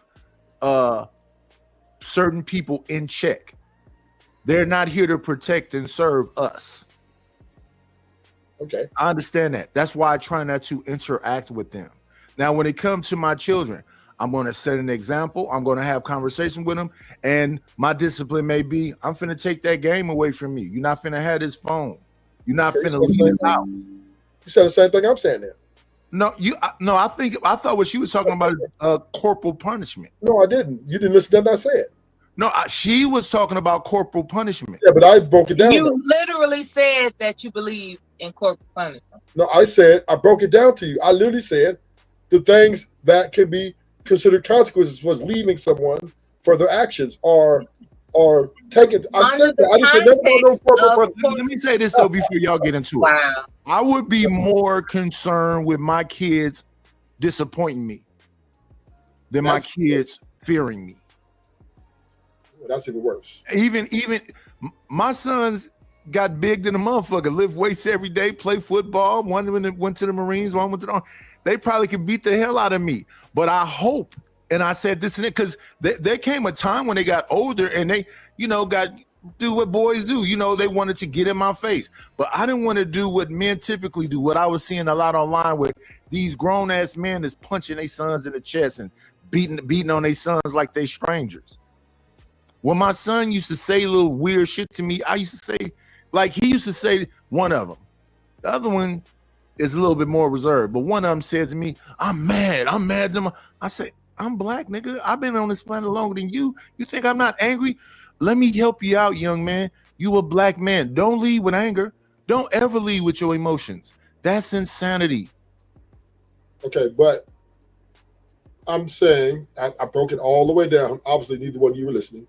When I said the things that can be considered healthy fear, right? Now, no one, if possible, will going to let their kids run over them. That's asinine, right? Especially at young ages like. What's run over you? Meaning, if you tell them to sit down, be quiet, and watch TV, and then immediately they get up and start yelling, there's going to become consequences behind it. It's something when you're taking something, whatever your strategy is to imply a sense of fear that if you do this shit again, this is the consequences or retribution that you're going to receive. And then if they get a pistol from one of their friends and blow your fucking brains out. No, but for taking their toys, for taking a joystick. Well, I thought it was a young man. I'm talking about people physical. No, we're not. Not this. I'm talking about what I broke down. I'm not talking about what other people doing. I broke down what healthy fear is. It's not every day doesn't have to do with hitting or beating. Some taking your game away from them, right, is the consequence which you want to create a fear in that child that if they continue to do the things to be disobedient. Okay. My only thing that confused me, Rufus, is when you said fear. I don't think it puts fear in them when you take it's a healthy fear. It's more like, damn, I'm not gonna do this. I won't do this, but damn, I fear that he'll take my game from me. Right. And my thing is, if you can't follow some kind of order and structure, I don't want to harm you because I love you. I brought you here. I just want you to get the fuck away from me. Right. But can we agree that fear, a healthy fear, has to be in part of the run of any organization, whether it be family or even a business? I gotta call you out, man. I gotta call you out because we literally discussed let me finish punishment. We discussed corporal punishment, and I asked you, is it fair for a child to fear their parents? Okay, but I'm just saying, and that's how this kicked off. I'm going to finish my statement. But now you want to backpedal about. I wasn't talking about hitting no kids. Nobody's backpedaling nothing, Mela. I'm just saying is fear is necessary. Fear is necessary to run a structure. You have to have some sort of fear to run any establishment, whether it be your house or business. That's I don't understand what we're talking about here. Ain't nobody. I'm going to help you understand it. We were discussing corporal punishment, and you thought it was okay. And I said, "Is it fair we were not discussing corporal punishment for a child to fear their parents?" We was not discussing corporal punishment. I did mention corporal punishment, and you advocated for it. No, yes, you did. Oh no, Mela, you're gaslighting now. That is asking me how. And you're flip flopping. And I was saying the community is better when you run your own kids. When you realize that you sounded like a monster, you changed the script. No, Mela, I'm not worried about what I sound like. I never spanked my daughter a day. And I respect you. So what I'm saying is this: I was explaining to Nightish why the community of the village raising the kid is not conducive anymore because of the things that can happen. And I explained that if a stranger or neighbor puts hands on your child, it can cause a very mixed signal and very hostile situation. You said that there was a time when they could put their hands on a child. Yes, there was a time. I never said I agree with it. I didn't say you said that. Then so how you said I promoted it then? No, I'm actually talking about the sequence. Right. I was just explaining in the discussion. I was right. That's I was explaining what I'm talking about. Well, I use it as an example. It would appear if anyone in the future decides to listen back, they're going to hear the inconsistency of what you're saying. No, they won't. They see that I'm very consistent. And I would prefer that you be more consistent regarding your point. And see, Mela, this is why you're not married, because you don't listen. And there's the accusation. Do you realize that I could straight up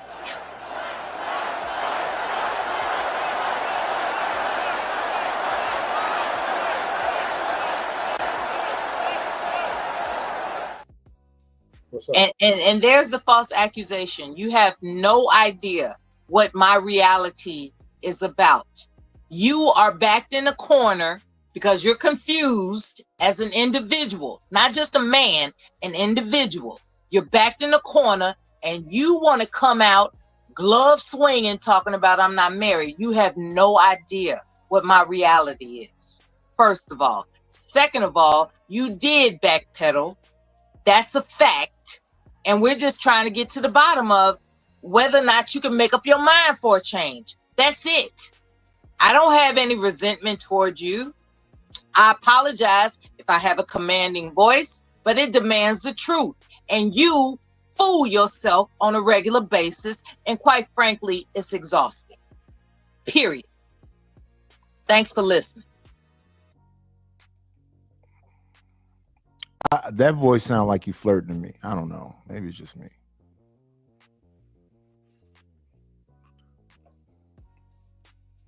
I'm very impressionable. Which allowed them to settle on the same place for the rest of our lives instead of being nomads and going around. And you were the one who brought up Muslims against Christians. Let me finish. Two people being in the same house and raising kids is something that happened way before Christianism. Way before. There's various examples of that. So one second. So if I can attribute all those things to societal cohesion, to laws, to all these things, why would I talk about a religion that can even enforce their motherfucking ethics? Were they religious cultures that had the man and the woman in the house, or were they atheist culture? Wait, what was what? You said that throughout history we've had man and a woman in a house. Were those religious cultures or were those atheistic cultures? It was a mix of them. No, it wasn't. It was always religious cultures, and I disagree that it was not Christianity. You got to talk. Now you let me talk. No, you got to talk. Now you let me talk. You brought up the Christian ethic in this debate. You came in and said, "How about you do it like the Muslims? You guys are getting cucked all the time by your whorish fake converts. How about you do it like the Muslims, who are basically graping their women? Meanwhile, Muslims have polygamy.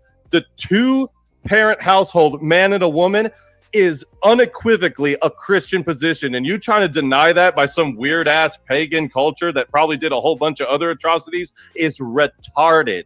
Okay, so you have just been spouting shit all night, painting with this broad brush about generalities, and when we say, hey, there's actually millions of families who do it a different way and they do it under religious context, you go, is that the norm or is that an exception? Well, it doesn't matter. It's about swaying the culture, which when I challenged you and I walked you through it and I said, where do you think the best culture came from? You said 1965 and before. And then I asked, were they more religious then or less religious? You said more religious.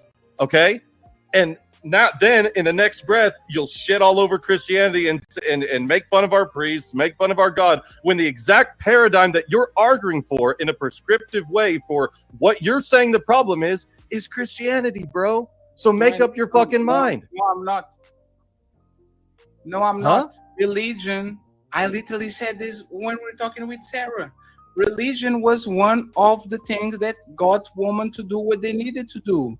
The extended family, the village, like so, religion, the laws. So I let you talk. You are just listening with your feelings. Religion actually helps women get in line. The problem is y'all don't enforce it. That's what I'm saying. What I'm saying is that even if you have religion is useless when these women don't listen to nothing that religion has to preach. And this is why I compare it. Religion wasn't enforced, but how did it continue for 2,000 years? It happened before religion. Read some Tacitus, read some history. Christianity had nothing to do with the nothing before religion. This is Christianity. It happened before religion. So this is why I point to the Middle East. The Middle East. Oh yeah, where they grape their women and put them in garbage bags, black polyester garbage bags. Bunch of freaking savages. Also, don't care about the Middle East, dude. Also, Christianity is fine with polygamy. Let me finish, sir. The Middle East works not just because of religion, it's because they enforce it. And this is the problem with religion in the West. Y'all talk a good talk. Y'all come in and y'all say the right thing to do and all of that shit, but nothing is enforceable. And most of the people that are in your ranks are fucking each other and know exactly who Mia Khalifa is. You can you're just asserting things with no fucking evidence. Okay. That's what you Ellie. This is my religion. Yada yada yada yada yada. You support our religion when we do every single day. You just want to ignore that fact. Yeah, we're a minority in a secular society, in a mainstream culture that wants to put us down every single day. This is my evidence, right? Hey, Ellie, yeah, show it to me. Which one supersedes? Which one? Like, tell me which one is superior? The law of the land, meaning the cops, jail, judges, family court, all these institutions, or Christianity. Which one supersedes? Which one is above the other? The law of the land is bound up in Christian theology. That wasn't an answer, and that's what drags out these definitions. Ugh, just answer. Come on in. Play, it's always a treat when players leave. Judge.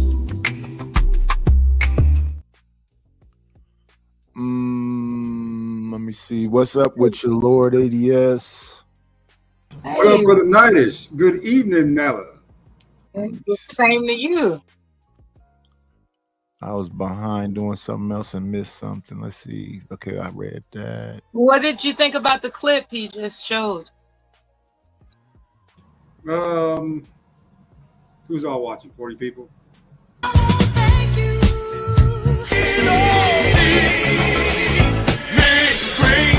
Got me a couple of dollars.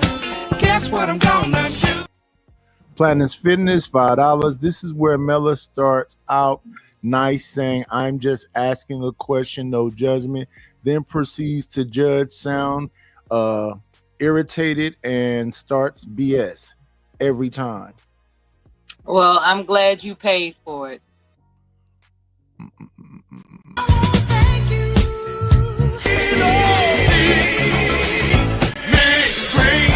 Got me a couple of dollars. Guess what I'm gonna do? Planet Fitness, $2. How much to get rid of her? Check this out, right? When you pay him enough to get rid of me, he will get rid of me. Please give him your money. I'm here to support his channel without any dispute to it.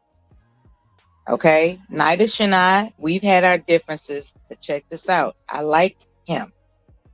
I know he may not believe that, but I actually like him. If you want to contribute to his channel so that he can enhance it with different software and equipment, and it takes me being on here to piss you off to pay, come out your pocket. I'd appreciate it, because I like the things that he does. You know, like he has fascinating visuals. That takes money. Pay him. Thank you. Lord ADS, the question that was asked of, let me see, who's this dude name? Oh, you're not showing his name. The question was asked by Fatty, which one is more impactful? Religion or society? Or is society listening to religion, or do they have to be checked by the police, laws, and all this other stuff? Which one is more impactful? So what they're actually asking is social norms versus morality, right? What wins out? Social norms. No. Not social norms versus reality. The police or religion. Yeah. Social norms like laws being changed, the police being involved, or religion. Yeah, that's what I'm saying, Knight. Is social norms versus morality. That's how I probably should announce it. Morality. Oh, so you call policing and laws being changed social norms? Yes, they are. Those are societal laws created by man, right? So those change and vary. A lot of them are based off of a biblical premise, but they're just really man-made laws, basically created for an environment, per se. Because the laws are different in every country, right? So why does, if it's the law like a morality piece? I think different cities too, different states. Yeah, so it's definitely based off of basically a societal need at the time, right? It's probably not social norm. Probably isn't the right word to use for I it. don't think so. Yeah. But that's the word I came up with. I think you know what I'm talking about, right? Social premise or something like that. That's the environment we live in now versus morality. You know what I'm saying? Which is a biblical premise, right? I think liberal men, feminists, and all these other people is the reason why everything is haywire right now. Me too. I think we've overcorrected and overempowered too many people. And I also think that they pushing it this way so they can do like they did last time. I don't understand why people don't understand is that when you go a little too far, you put them in a position to make these new crime bills that'd be crazy. Last time it was in the 90s, and you got stop and frisk and Rudolph Giuliani and all the other stuff. When you doing this stuff in daylight, and they'll be able to say, okay, so you're this thing. Back then, I believe it was Hillary Clinton that called us super predators, urban terrorists. Yep.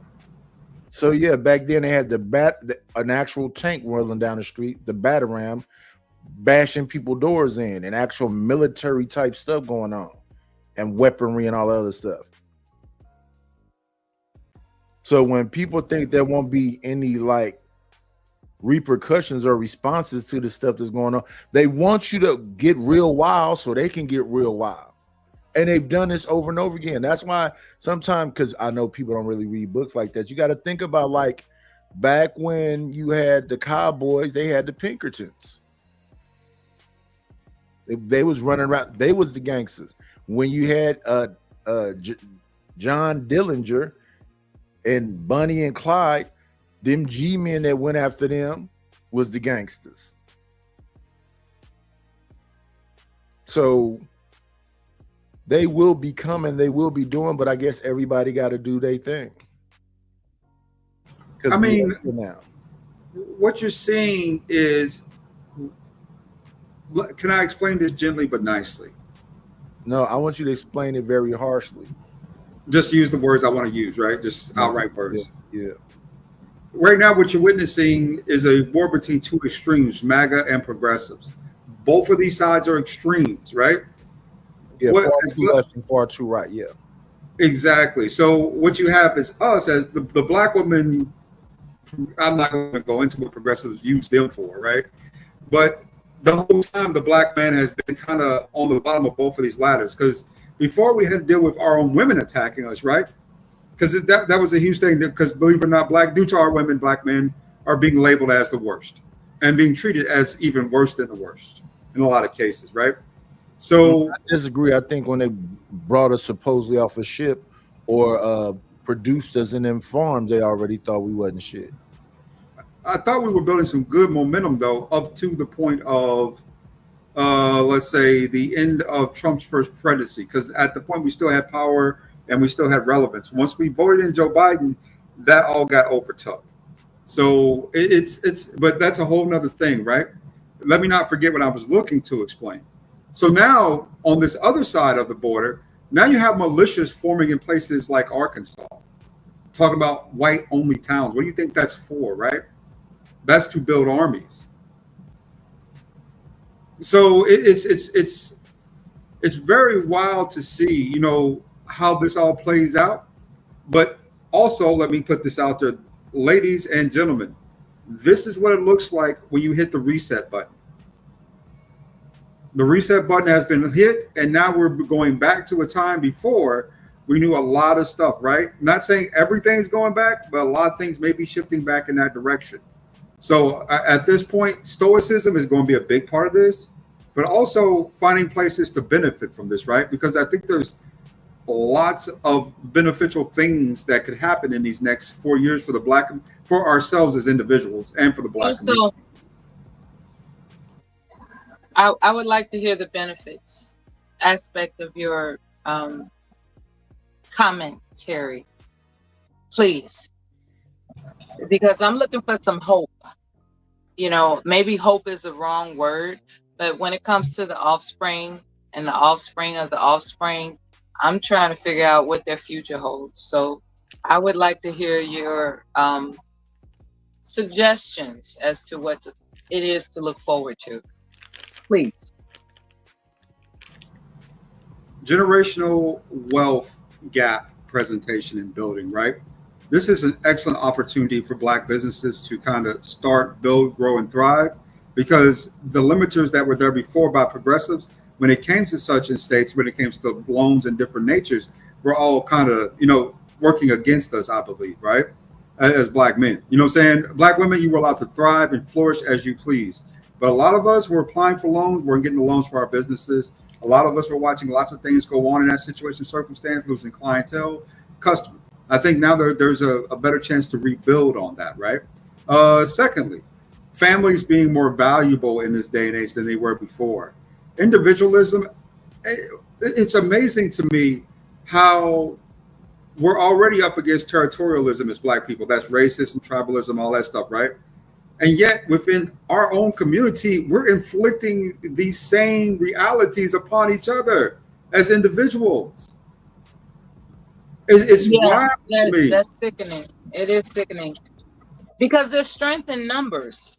I'm not sure what, people who practice individualism don't understand about that. There's strength in numbers, But yeah, there are times when we afford aggravation toward one another. Nonetheless, when you're committed to your, as you would say, tribe, there's strength in numbers. We have to grow our numbers collectively. And there's this obsession with individualism that's impeding that mentality.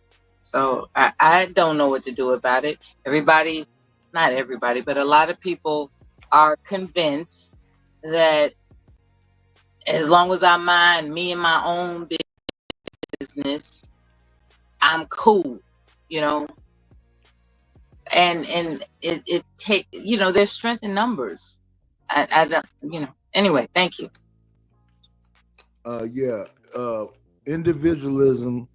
Individualism leaves you alone, but you can't force people to be around you. You can't force people to be loyal. So a lot of people are alone because of betrayal, lies, mistreatment. Because they're not being forced to deal with that. That's why. It's easier to run from in fear of this could happen to you again and again and again. We could be rejected, used, and all this other stuff, right? Versus facing the reality that was just one bad relationship. There are literally almost how many million? 13, 14, 15 million more single Black women. And there are literally almost, almost 70 million women, single women altogether, right? Probably more than that. Those are just the ones that take the censuses. So, I think people become so hyper-focused on one bad experience that they allow it to kind of, how do you say it? Almost stain their life. It don't be one bad experience, though. A lot of people are embittered with their relationship experiences because they have narrow vision. When you expand your vision, you realize that you made a mistake in not assessing the dynamics of compatibility.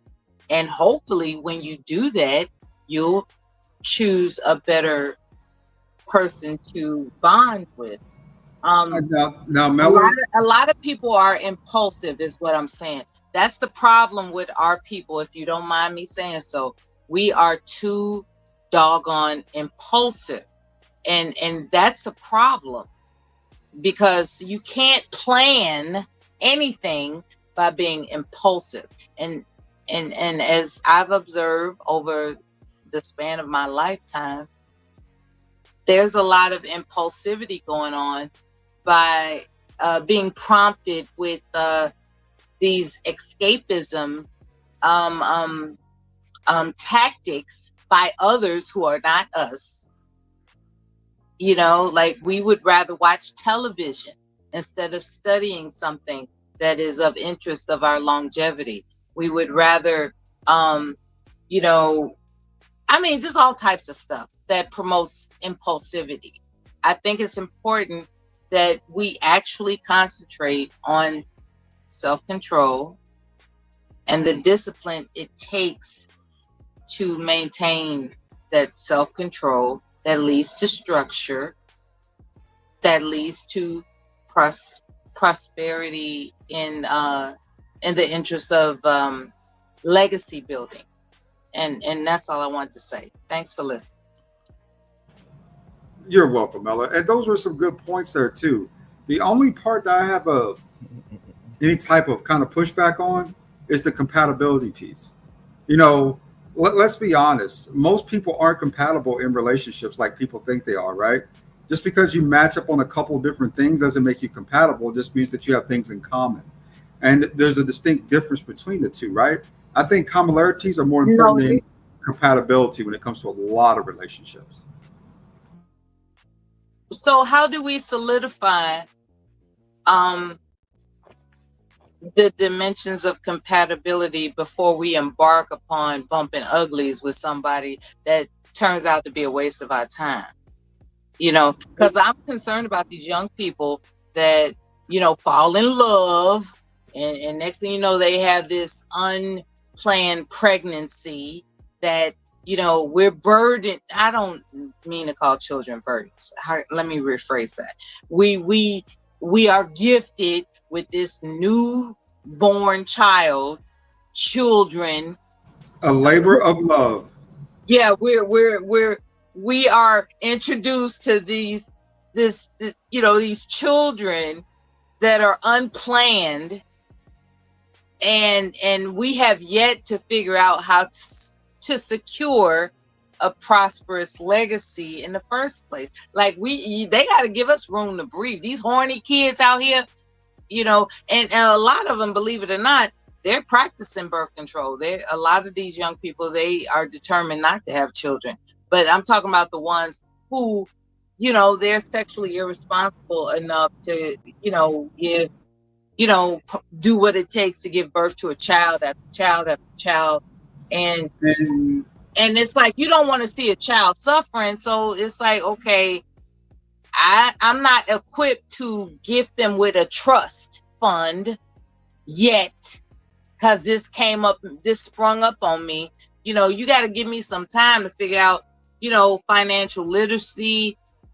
You know, I want you to learn financial literacy. I want these people who are our people to understand what it takes to build a legacy, a prosperous legacy, as opposed to just being impulsive enough to be like, I want you, you want me, we hooking up, and here's a baby.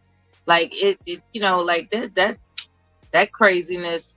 So I'm asking you again, do you have any insight to what someone could compose as, you know, as, you know, for the check marks of compatibility before they quote unquote hook up with somebody?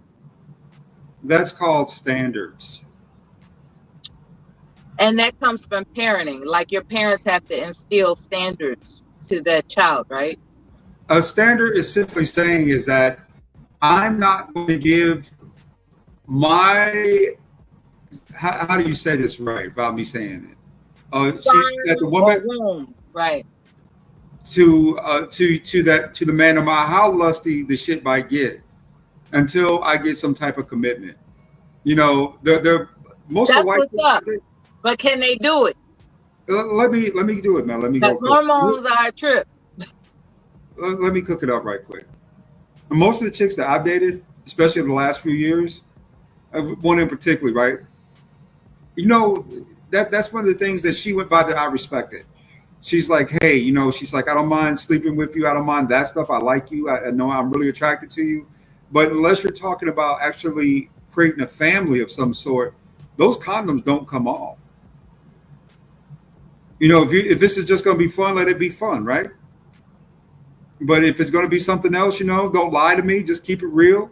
You know, if you know, saying it's all you want to do is this, I'm good with that. But if you want something more, you want a relationship, you know, let's talk about that too. And it took a little time, took a few months, but the condoms finally came off. You know, but I think And you procreated with her? no. You still got to pull out. So for I think a lot of people, it's just more lust driven, right? They know very little or nothing about this person besides they look attractive. That's the impulse, act a certain right? way. Lust Yeah, driven. and then all of a sudden, saying the condoms come off too early, right? Too soon. Find out the person isn't trustworthy. They don't have any type of upside besides what you physically see about them appearance-wise, and they have some type of rap career on hold. You know, so that's how a lot of people get stuck, right? They fall for the propaganda and saying the charm, the game piece, you know, which speaks to that word compatibility. Because if I talk to, I'm going to be honest with you, Mella.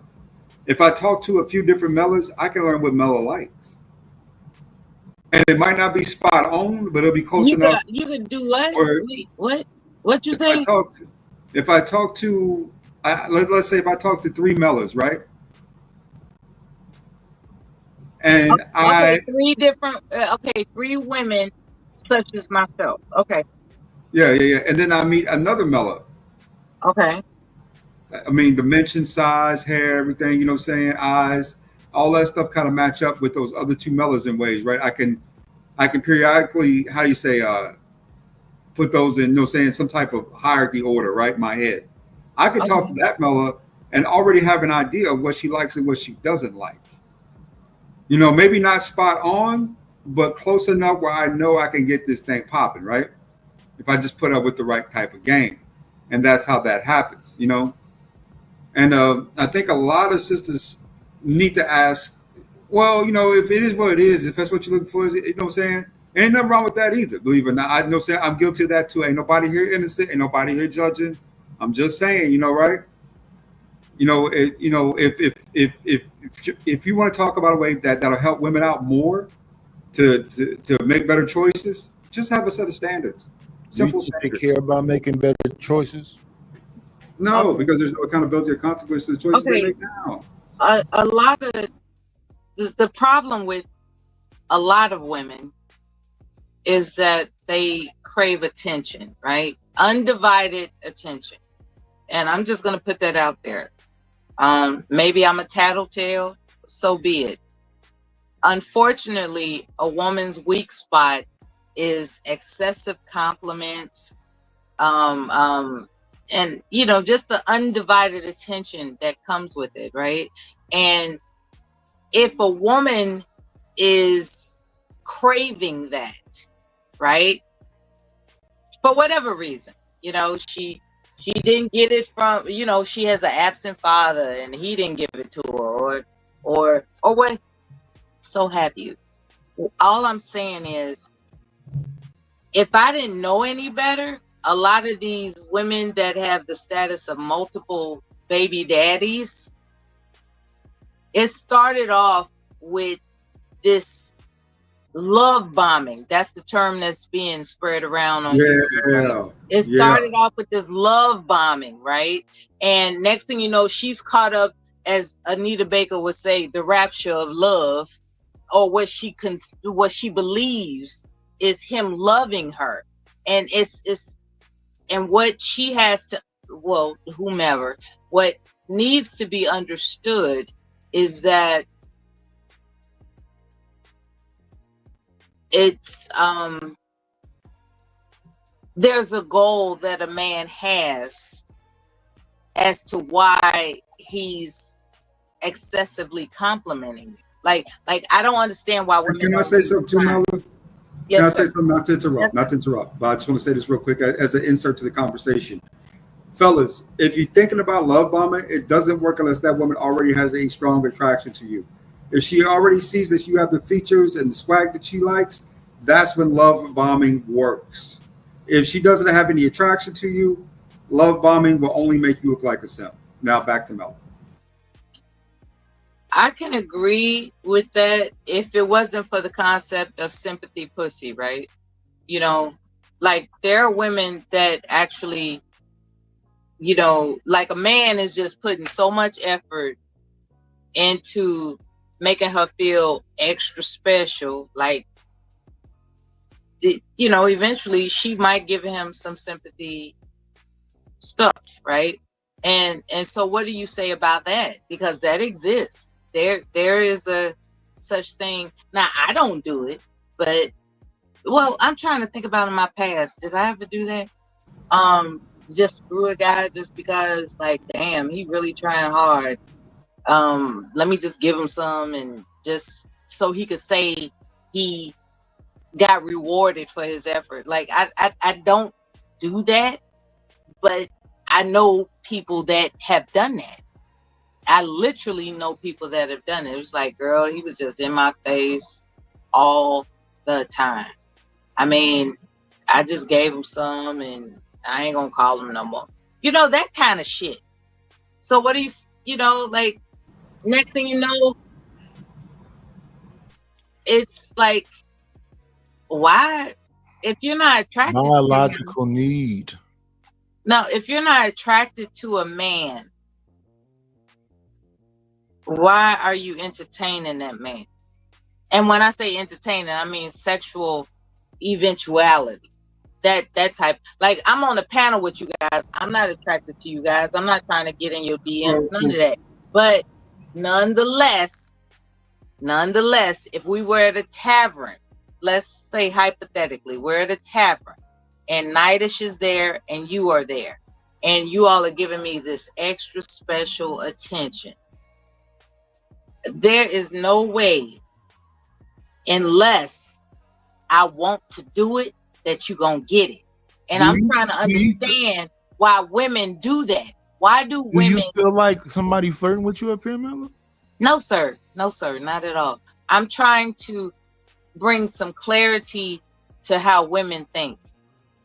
Women are confused. Hold on. Women are confused until they're not. That's what I'm trying to say. Women are confused until they're not. And they're gonna fulfill that biological desire, and it don't really matter sometimes who the dude is. I was talking too much. What did you say? I think they have a biological desire, and they can fulfill that need, and it don't really matter sometimes who the dude is. And that's not true.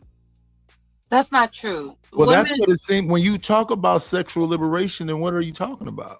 I'm talking about not you, but in general. No, I'm giving my opinion. I'm giving my opinion. It would seem that there was an opportunity for women to explore the freedom to frolic sexually as they please. Mm-hmm. As it turns out, a lot of women have discovered that they don't have the sexual appetite that men do. And men, because of this period of time where it's like, well, she can just, do whatever and walk away from it. And they've seen displays of it. Because keep in mind that there was this whole era prior to that of this wholesomeness, this purity, chastity. After the whole being exposed to the birth control pill and the idea that, hey, free love, let's get it, let's go. And there came a time afterwards where it's like, I'm trying to keep up with a man's sexual appetite, and I'm not really built for that. That's like, but then you do have women that continue on that competitive course of, I can fuck like a man, I can do it like a man. I would say it depends. There are women that are sexually competitive, and there are women who are not. I don't know who is who or which is which, but that is a factor in this thing called, looking out for somebody to faithfully be committed to. There are some women that have become addicted to being sexually competitive. and it's been granted through medications and other interventions that prevent pregnancy. That is a fact. I don't know what to say. I'm not an expert in this Do you regard. believe that some people But I would honestly say that it would seem to me that unless a woman determines herself to be sexually competitive, the default nature is not to be. I guess that's what I'm trying to say. The default nature is not to be sexually competitive, but a woman can turn that on. She can do that if she chooses. turn what on? The sexual competitiveness in terms of the urges that a man has. It's a fact, a biological fact that men have urges that they demand to be satisfied. A woman's urge is a different structure. Like, I would say that a woman's urge for sexual competitiveness is all in her mind as opposed to a biological need. I think a man's sexual urges is a biological need. I think a woman's sexual urges is of a competitive origin. I think there's some truth to that. So they want it. So like we hear them say, the men do it, so they want to do it because the men can do it. Whatever you can do, I can do better type shit. Yeah. Yeah. Like, there are women out there that wave the pom-poms for whatever you can do, I can do better. And that includes sexual competitiveness. Yeah. And that leads to all types of debauchery, you know. Hypersexuality, sex addiction, all types of stuff, which is But for women are women normally because just born thinking about sex. Like, you know, when a girl is a teenager, she's not laying in bed like, you know, oh, I wish I was having sex, like a teenage boy is, right? You know, that's what I'm saying. Like, there's a distinctive difference between a woman or young lady's desires, and she adapts to, like, oh, this is what boys like, well, I'm gonna be that. And as a matter of fact, whatever they can do, I can do better. Watch me work. That type of thing. You know, there are women that are, you know, they construct a competitiveness within themselves. And unfortunately, it's, you know, it's not necessarily good look. But men, I would think, I've never been a man, but I would think that once you guys start experiencing biological urges, that's your thing. That's what you're built for. That's what you're going to drive for. Women, we're not like that. We have to convince ourselves to develop that, if that makes sense. it does, because I think that's been a big premise over the last 20 years, right, with women, is that the men became more hostile and sexual in nature. So the women adjusted to that, right? And now we got the women out here who literally think like men when it comes to sex, not understanding that they're not built for that. That's not their intent, right? They're not built for that, baby. Yeah, yeah. And that, you know, a woman is almost, what is it? What they say, almost 65, 70% more likely to catch something than a man is, even from having sex, you know what I'm saying, with multiple partners, right? So it's, to me, I like my women a little bit more modest, right? I don't mind your body count as long as you have changed. But I like my women to be a little bit more modest when it comes to their sexual prowess. I don't like unless it is, unless it is. I mean, I'm not going to say I'm totally against it, but I know I usually would prefer someone who's a little bit more modest sexually, right? When it comes to women, and especially, but that's really difficult to find in this day and age. I even dated a girl, it was a couple of weeks back, Mela. This is crazy, right? She told me that she had been with almost 3 or 4 different men this year, like dating relationships. She's like, I was with him. That seemed crazy to you? Yeah, I was like, why would I want But that? see, that's ridiculous. You know, especially without clinical clearance. I also advocate for people to confirm that they're clinically safe to exchange fluids before they get involved like that. And a lot of people don't do that. You know, I bet she doesn't know anything about their clinical background. She just did it. And I, you know, I would caution against that. Because I have nieces, right? And I'm very paranoid about them so-called falling in love with some hot guy that compliments them or loves, love. I teach them all these terms about love bombing and all this other kind of stuff because I don't want them to be confused and distracted from their purpose in life.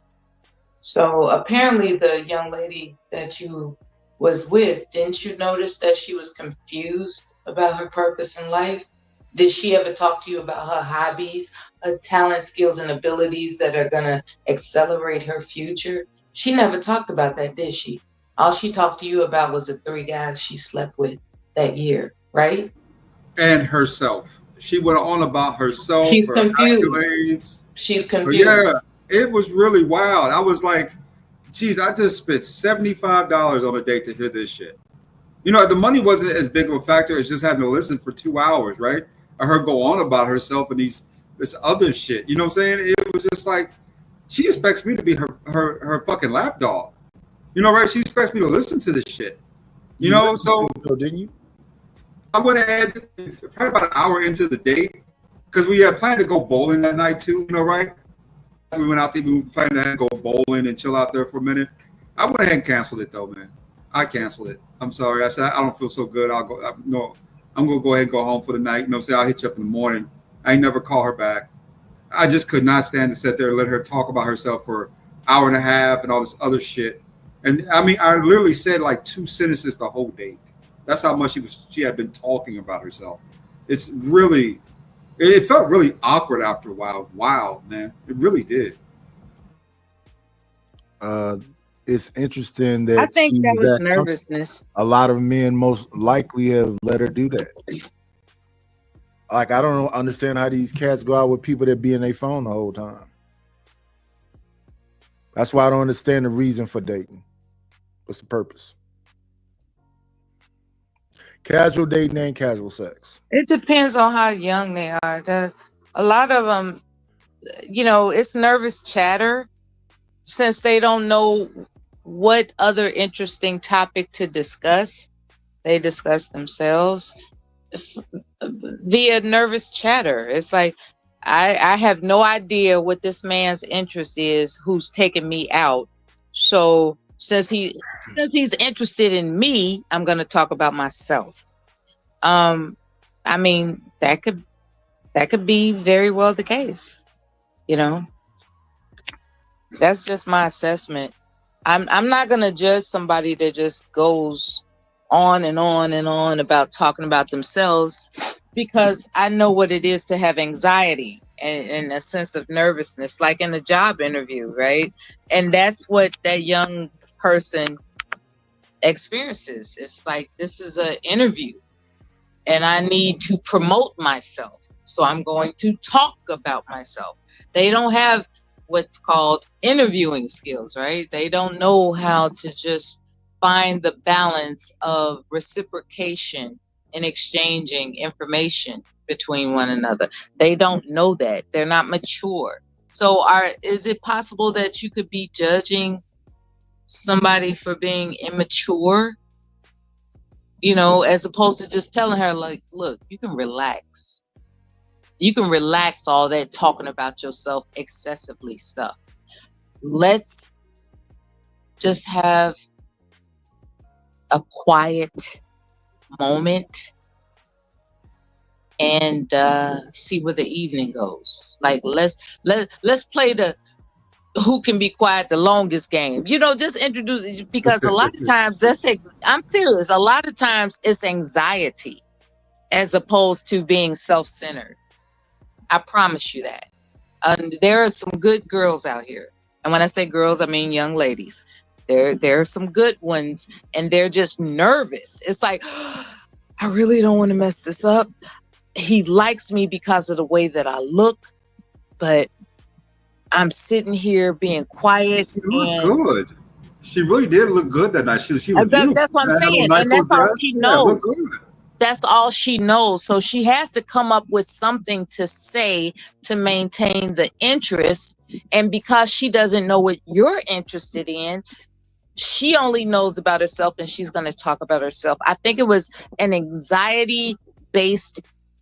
I think it was an anxiety situation with her.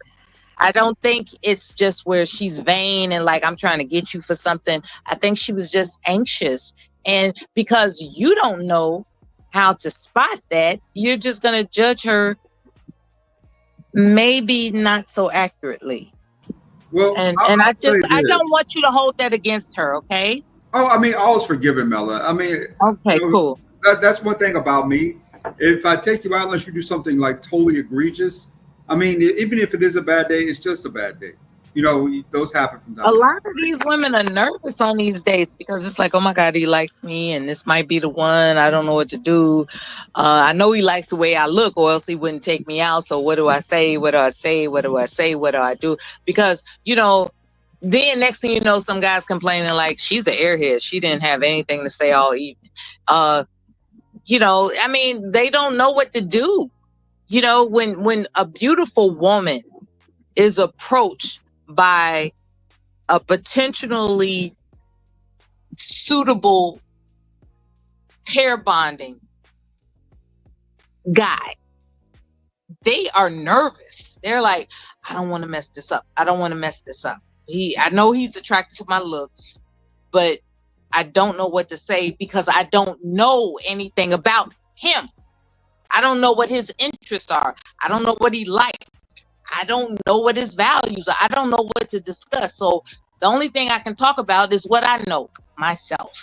And so please don't, you know, judge these women harshly. They're just nervous, most likely, you know, because they wouldn't have accepted a date with you without the what's that? I'm looking for the specific word. Without the disclaimer, you know, it's gonna cost you to spend time with me, right? Now, if they come through like that, then you know what you're dealing with. But if they don't come through like that, they're just nervous. You know what I'm saying? Come through like that. I mean, you go ahead. If they come through like that, for the mattress, yeah, that's going straight for the mattress. Well, hey, you know they gonna come through like, you know, it's gonna you know, you're not gonna take me just anywhere or blah blah blah. You know, all that opportunistic-esque talk. You know when you're talking to a woman who's an opportunist versus somebody that, you know, is probably nice, but you don't know her. And she doesn't know you, so she just talks about herself. And there you go misjudging her. Does that make sense? I can see in context where that could make sense. We went to this really nice little Mexican spot, right? She is a Latino. So when she saw the other Latino, and those niggas are egregious as hell, man.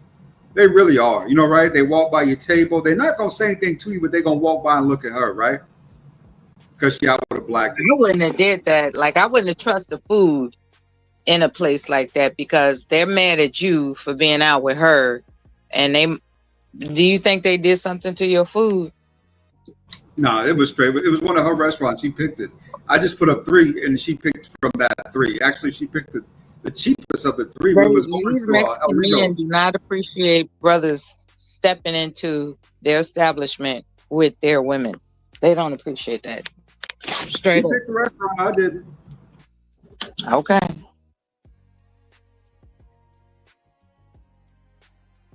Well, I haven't called her back yet, sir. You would have been better off going to an Italian restaurant.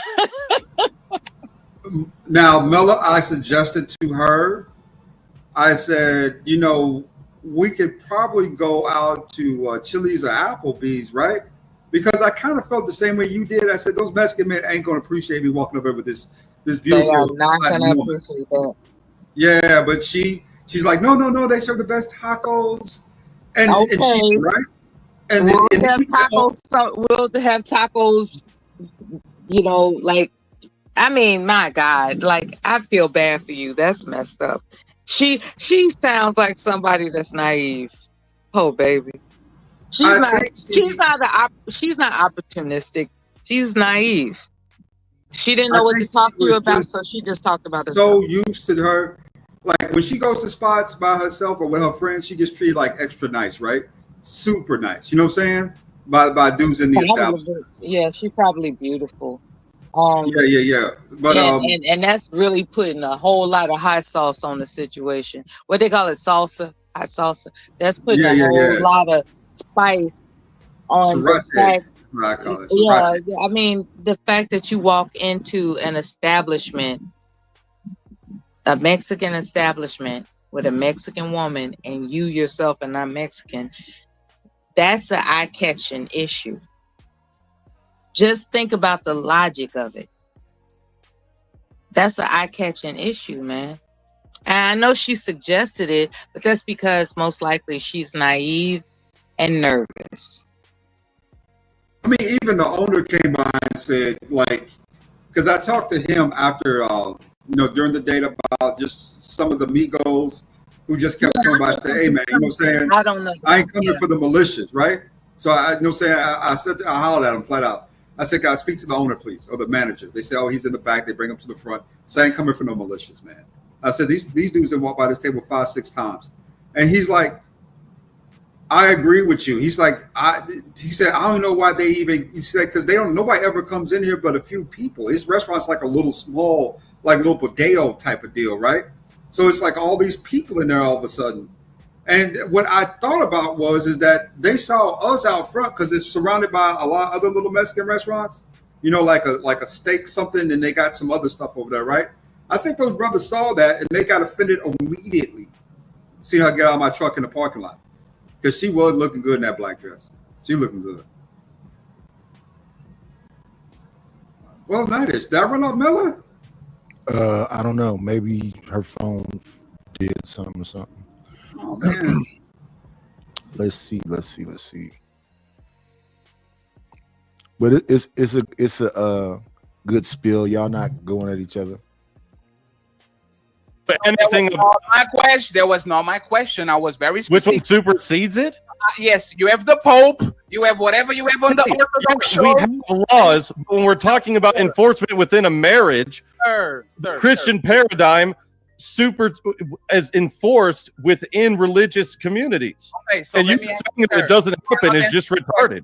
You are not answering the question, sir. Engage with me because you're smarter than me. Okay, right? okay. What's the question? If I am Christian and there's nothing that actually, like, there's no marital grave. There's nothing. I have to fulfill my wife's needs and she has to fulfill mine, right? Yep. And now my woman says no, but I say yes. And I actually have sex with her. And hey, it is what it is. Which supersedes who? Is okay for me to do it because the church and the faith told me to, or I'm going to jail and I'm going to stay there for a while because I never told you to grape your wife. Oh, That's oh my God, sir. Yeah, but here's the No, problem. 1 second, please. No, 1 second. We're not going No. to You just said if I follow the church and grape my wife, that's going against the church and against the law. So you're failing on both accounts, dumbass. No, he's not. Let me explain why. You're breaking the law and the canon law. You broke two laws. No, let me explain why. In the church, it says, your Christian church says, you should fulfill your husband and wife needs. Is that correct? Yes. One of those needs is that sex? Yes. Okay, so now that we established that sex is a need, your wife saying no to you sexually goes against. It's not happening. You see what I'm saying? Like, you guys keep talking. What do you mean it's not happening? No, stop there. Somebody else brought this up earlier. Right round, baby. You go round like a record, baby.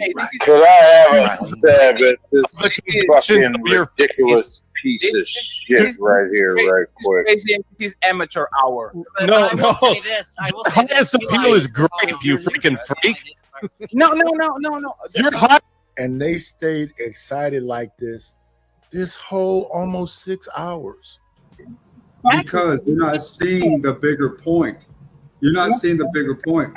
What they're No, telling no. As I got up there and I said to them, is the reason why y'all so riled up is because he's talking about your religion. And they said no, when they clearly are all riled up because he's talking about their religion. Is that it? What else? What else you think it is? I think it's getting to the point in America where folks are starting to wear out their welcomes. And you're going to see probably a lot more of this type of behavior on certain panels where in certain places, right? I think it'll become more of a norm than what we would like it to be. They are wearing out their welcome in America. I like that shit right there. No. It's not just them. It's all of us, I believe, that are in the same boat. What I just mentioned something to you that should startle and make your hair stand up on the back of your head is that they build militias, man.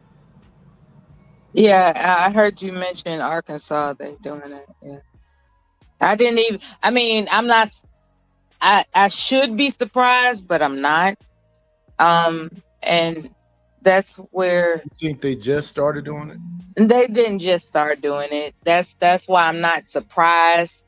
But at the same time, it's reminding me that it's a advancing fact. It's an advancing fact. I mean, people are teaching their 8-year-olds how to shoot AK-47s, with monkeys as the target practice. You know what I'm saying?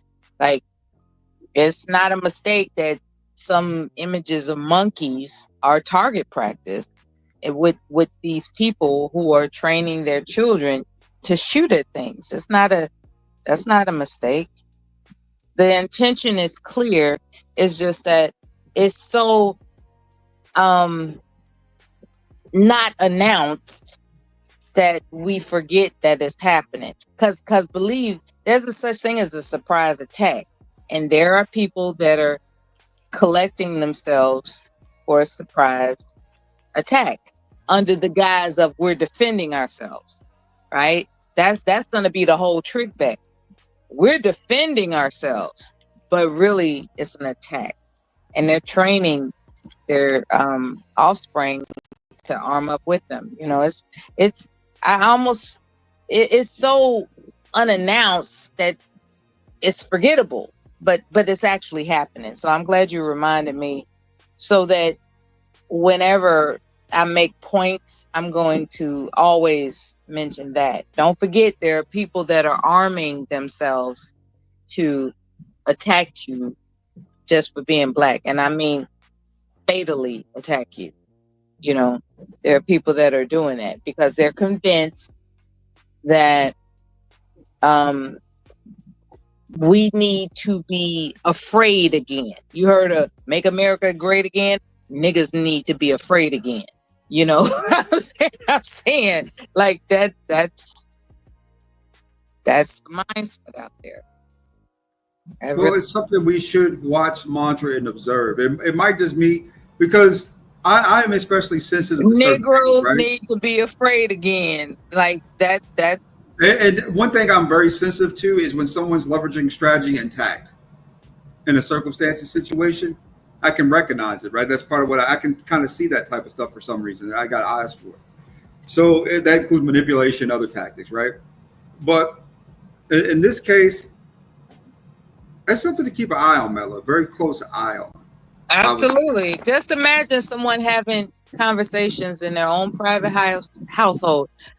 You know what would be nice if someone black was serving us? You know what would be nice if someone black was mowing our lawn? You know what would be nice if we could send blacks on errands? You know what I'm saying? Like, those conversations are happening in private households. Trust me. Yeah. They long for our subservience. And when I say they, I don't mean all. I'm just saying there are those that yearn for the convenience of not being burdened without help. You know that movie, The Help? There were laws that existed in Mississippi that made sure that people, of a certain descent weren't encouraged to think anything more of themselves than being servants. Just think of yourself as a Caucasian person that was conditioned to believe that you're better than others. And here you are watching everybody else advance past you. You're going to crave the so-called good old days when people had no choice but to be your servants. And there's a such thing as a slow boil, right? Where things get turned up a notch at a time until it becomes a reality again.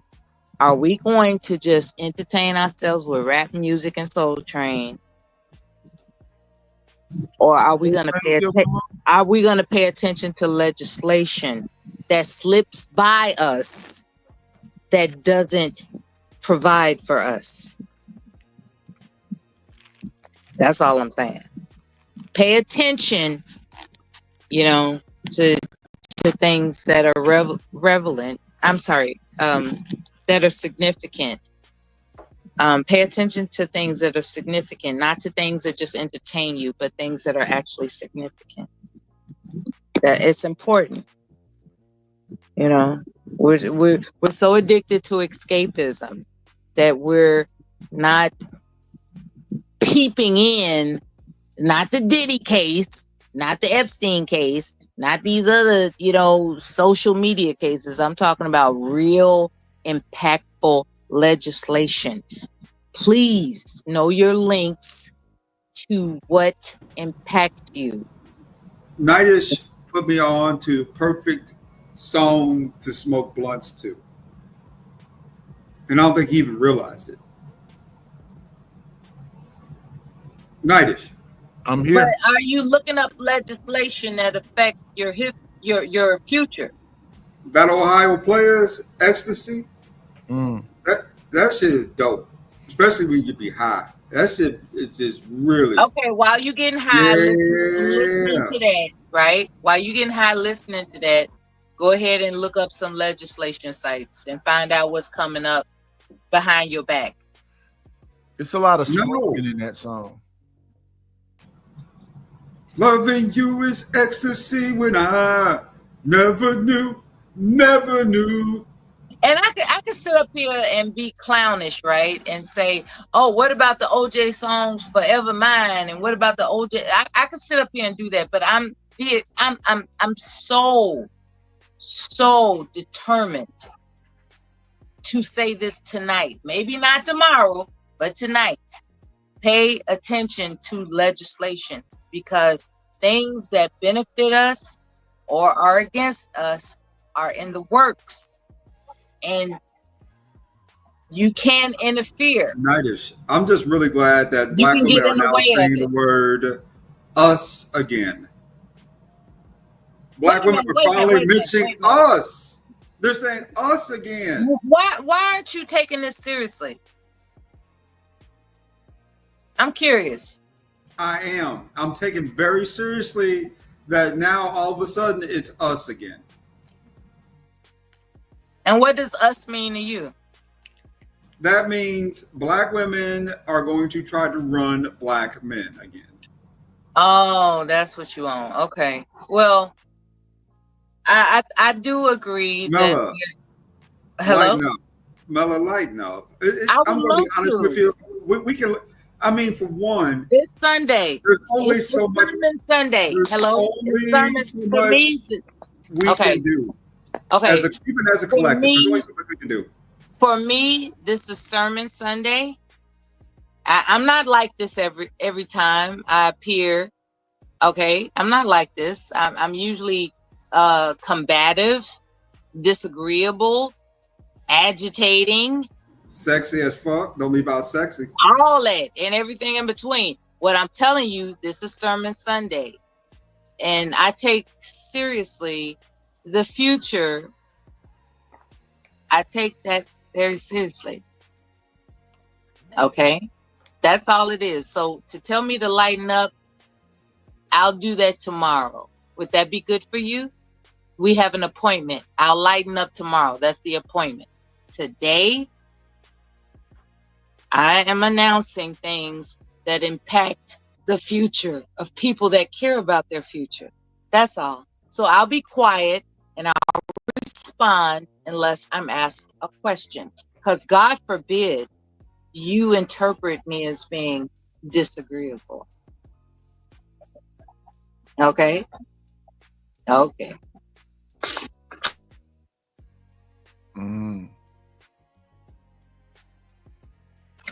I don't want to be never ever leave her. No. I don't want to be perceived as Loving somebody. you is ecstasy to me, and I don't want never to. knew. I mean, I didn't mean to turn you on. Baby, no. Sure. I didn't mean to turn you on. Sorry. Well, I didn't want to be perceived as someone that is committed to be flirtatious. I just want to enjoy a moment with you, Mella. Can we enjoy a moment together? Shaking your hands, but that's not what I'm on tonight. Okay. Cool Mella, out. Cool Mella. out. Take a cold shower or something. Cool out. That's not what I'm on. I didn't mean to offend you, Mella. I'm not offended. I don't know you well enough. Yeah. You understand what I'm saying? To offend me takes a lot more interaction than what you're affording right now. What I would like for you to understand is that I'm not here to get your dick hard. Mella. Okay? No. I'm here to inform you that there's a future ahead of us. Emphasis on head since you horny and shit. There's a future ahead of us that we need to take seriously. And because you have a level of articulation and dare I say pseudo intelligence, you could actually communicate your thoughts as to what it takes to prepare for it. I was hoping you would do that, but it is past 10 o'clock. I could never do without you. I need to realize what time it is. This time of night, a lot of guys get horny. So maybe I should leave. And you and Nightish can sing OJ songs together. Okay? Experience, Mella. I will leave. Don't forget to keep Thank your you, dick in your Nightish, hands for when you having do me it. up. Don't forget to keep it when you do it. Mella, what? I'll leave, Mella. Have a good evening. Straight up. Like, I'm not here to turn him on. What the hell he thought this was? Nightish, you know what? Yes, ma'am. I should leave. I think I've made a spectacle of the conversation. I stepped away after what I said because I had to attend to something, and I came back, and next thing I know, this guy's talking about OJ songs. The song by the OJs called Ecstasy and my sexy voice and all this other kind of stuff, when that really wasn't my focus when I stepped away. So it kind of took me off. It derailed me. You know, it was like, wait a minute, where did this come from? Am I supposed to be an all accommodating, person to just go with the flow? No, I think these messages are important. Young people are at risk. They have an uncertain future. And I, for one, don't appreciate that. Do you know people with bachelor's degrees are not able to afford the life that they anticipated when they signed up for those damn student loans. You know, all types of bogus crap out here that, you know, life was supposed to be better each generation going forward, and the greed of those who legislate is turning it around. What's to become of these children? I am actually concerned about that. You know, I'm not this hardcore. I'm gonna cuss out everybody I've run into in person. I have thoughts and feelings and concerns about young people. They're making stupid mistakes, and you can't tell them nothing. You know, I'm very. Anyway, I'm sorry. What? Do you try?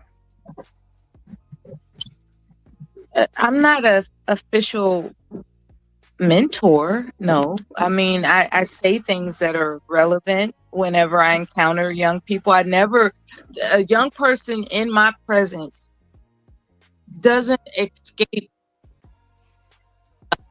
to hear some advancing knowledge. You know, like it's like a beam. It's like, oh, they're young. I gotta tell them something that's gonna benefit them later. Like I don't chew bubble gum with young people. I tell them something that hopefully they will remember to benefit them in some way. And I could pull it out of my side pocket, out my head, something. I'm not gonna sit up here like it could be a cashier, you know, at some neighborhood grocery store. If they are a young person, I'm saying, and I don't want to call it words of wisdom, you know, because who am I to claim myself for being wise? I'm just saying, I don't take young people for granted. I don't take their ignorance for granted. Young people are ignorant, and it is not my place to joke with them. They need to have something that they can take with them and think maybe 5 years from now, there was this lady, you know, that said something that made sense to me a while back. You know, I think I'm gonna apply that. You know, had it not been for somebody taking me seriously as a young person, I wouldn't have joined the Air Force. I would have been some drug dealer's girlfriend, straight up. Because I was in that kind of neighborhood. I was in the kind of neighborhood at the time in, you know, the late 80s, and we know what was happening in the late 80s. Drug dealers galore were popping, okay? And so a lot of people that I went to school with, instead of focusing on developing a career that's sensible, they decided to be street pharmaceuticals, you know, pharmacists, you know, that's what they were deciding to do. And they were looking damn good doing it, you know, 750s, BMWs, flags, clothes, you know, all this impressive gifts and stuff that they want to offer you if you would just be with them. I refuse to do that.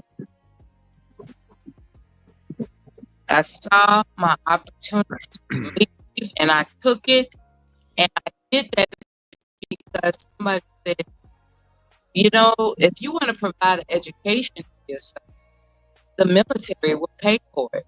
And I said, the military? Oh my God, that's like, they shoot guns and stuff. Oh my God. They were like, hey, they'll train you. It'll be safe. It's not wartime. You'll be all right. I took that seriously. You know, I took that seriously. And it took me a while to contemplate it. But eventually, here I am, a well-decorated war veteran. Like, oh my God, I never planned on joining a war. It happened while I was active duty, and I had to make a decision. Am I gonna be not just a woman, but a person of integrity regarding this hope, or am I gonna go back home as a punk? I chose not to be a punk. So it all worked out? Am ain't me crazy. But did it work out? We all a little crazy. Sure. Sure. Sure to the it worked out, or sure to the we're all a little crazy. It worked out, meaning that I got everything. You feel like you're in a good place right now. Yeah. Yeah, sure. The interference is the craziness, right? Because to advance myself where I'm flexing is a problem for my family, right? There are family members that want to take advantage of me. And so I have to be careful not to floss, if that makes any sense. And that's very oppressive, you know, like when you could, but to be sensitive to other people's sensitivities, you just gotta do it slightly. You know what I'm saying? You must have missed the conversation earlier when Ruth was talking about YOLO, you only live once. I did that. And it was a fabulous adventure, but there was a lot of haters in the midst that are blood related, and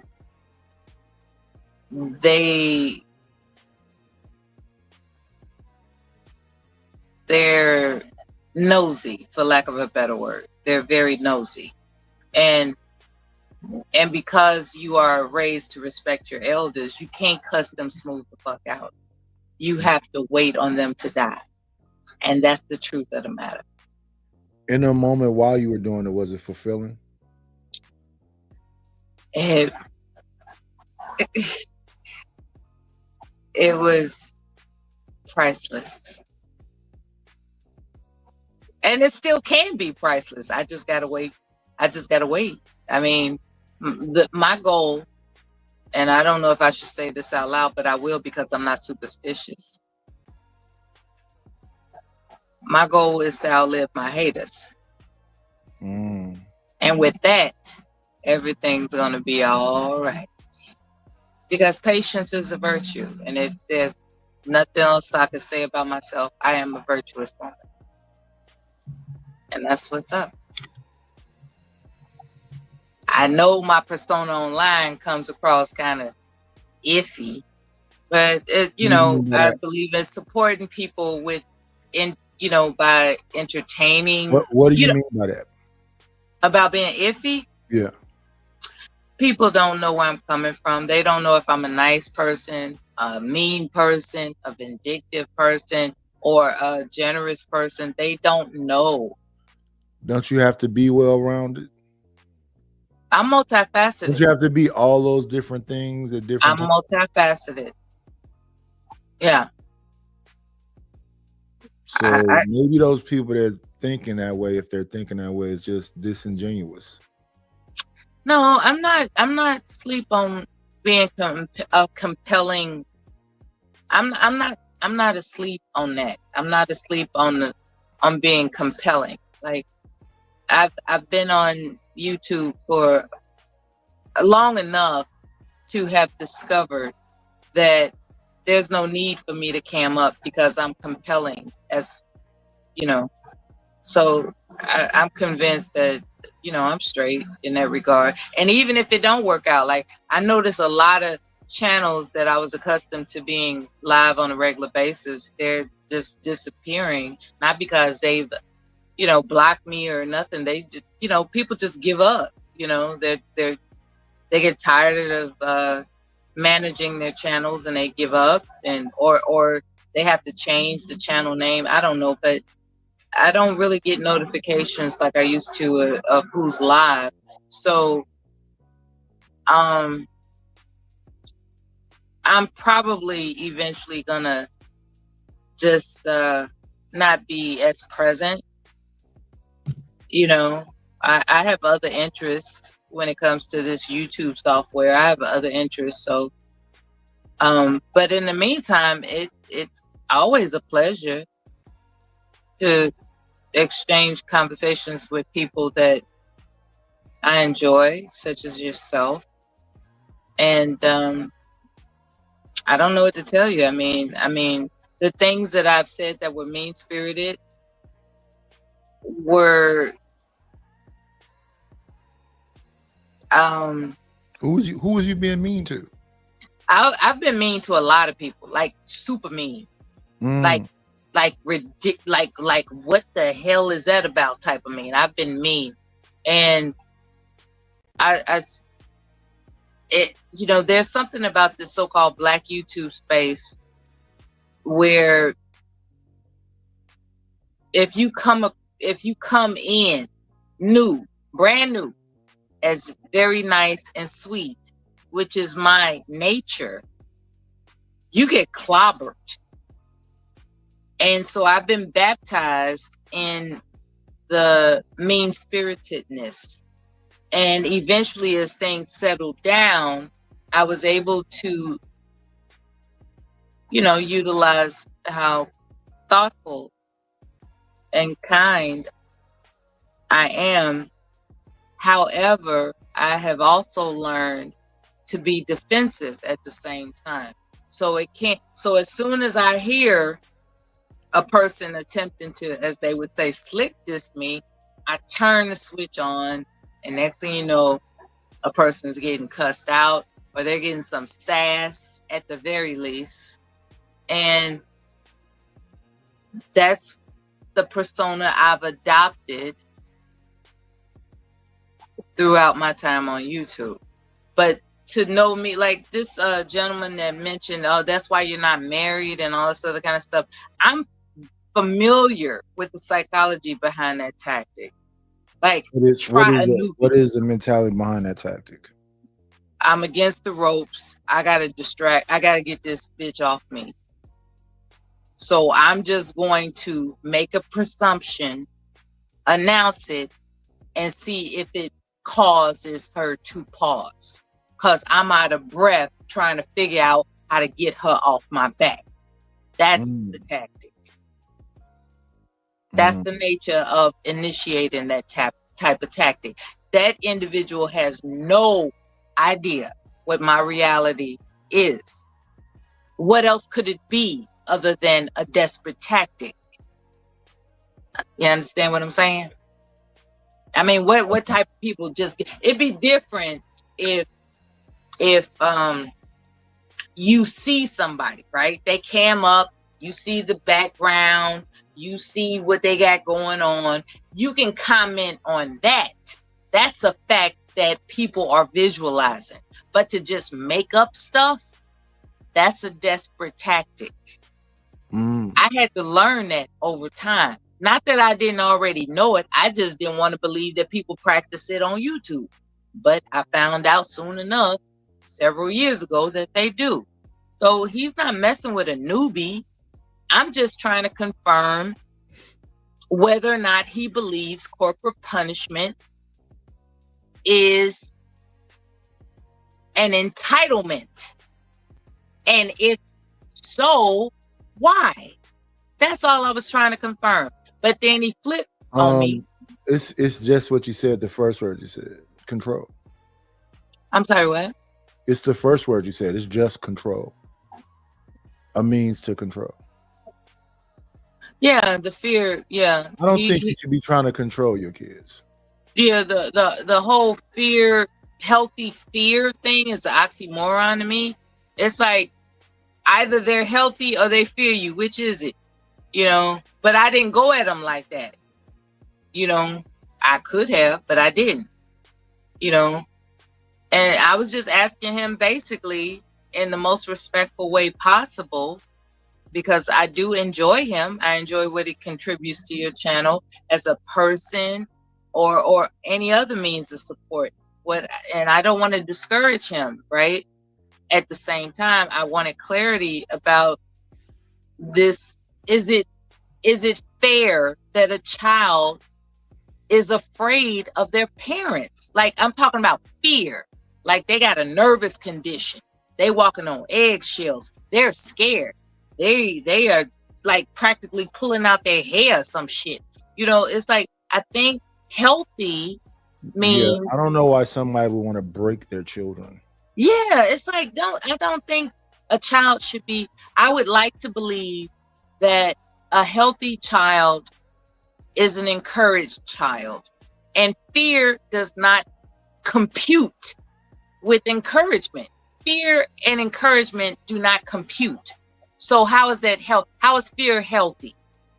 So that's you know, I ain't got nothing against the brother. You know, his thoughts are his thoughts, his beliefs are his beliefs. So be it. I was just trying to get clarity.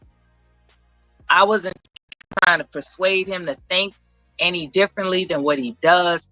I just wanted to understand how someone who may or may not believe it's okay for your child to be scared of you thinks. That's all.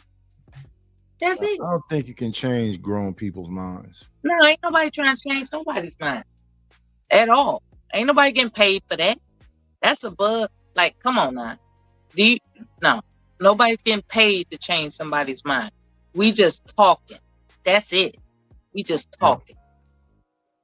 But thanks for listening. I'll be quiet now. Yeah, that's all this is on all these channels. If you enjoy the conversation or the cast of people that's there, that's why you sit there and listen to those people, and that's why you go in your pocket.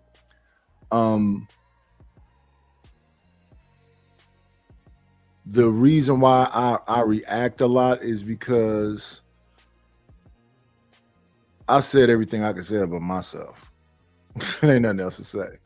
If people don't get it, they're not gonna get it. What up, John? He's simulcasting, so I'm at my channel still, but I am the second and over there at Ruthless channel also. I made that channel up also, so I made his banners, his everything over there. But I made that for him almost a year ago. He's just now using it. Yeah. You're very talented with your effects. I'll try. But yeah, what's up, John? Let's see. Let's get back to this. Yes, appeal is great. You're a freak of nature, dude. No, that's actually not the point. If it's a great then you can touch your religion. No, that's not the point. Listen carefully. That's not the point. Bring it on. Please. Marital rape is something recent. Please do. It's very recent. It wasn't in law. So even if you did it, that's your wife. That's your husband. Like, there was no penalty because. Okay. Stop talking. You're great. Fucking weird piece of shit. I just. No, hold on. I know that you are in like on hour 4, but please, I'll expect a little bit of moderation from the drunks in the panel. Please. No, you shut the hell up for one goddamn second, because I'm gonna come at you at the It's way called the elixir of you brought truth at. for a reason. You're surrounded. One at a time. Go ahead, Sick. You're surrounded by butchers, as they call white people right now. Me and you got the same skin color, so you ain't gonna have nothing to defend yourself against me, all right? What the fuck is this mindset you got going on right now? Basically, what I'm hearing from you is you hate women. You think they should be subservient to you. Preach, What is this religion fucking bullshit? You know, religion is a concept, right? Mooseman, I'm sorry, but I gotta go this route. Mooseman is not Mooseman, sorry. Religion is a concept, all right? Religion is not a fucking real thing. I am not an atheist. I am not fucking agnostic. I just don't believe in shit, all right? So come at me with your damn principles. Come at me with your goddamn unnecessary fucking rantings about how a woman should serve his man. No, it's an equal partnership, all right? Take religion all the way out of it and have an intellectual conversation about the fucking bullshit. I actually agree with you. Some days you should fuck your wife. The other day she should fuck you. She should get the motherfucking. She should peg you, and you went right back to that bullshit. The shit that you have in your mouth, you should be sucking as much dick as her. I think you guys should have turns. Equal rights. Why should she? That's Right. my lane, sir. Gentlemen, I believe in you, sir. Go suck dick like her. how long? You have not expressed a point. It's a Pardon me, partnership. One day I What? can be- Just because of a partnership. A partnership Gentlemen. of two Can the people to black go guy calm through down? life together. Gentlemen, that's an So that's the other conversation. Egalitarianism. How do you feel about egalitarianism? I don't feel anything about it. To be honest with you, I would have to look it up. It just means that you're equal to me. Men aren't better than women. Women aren't better than men. We're the same.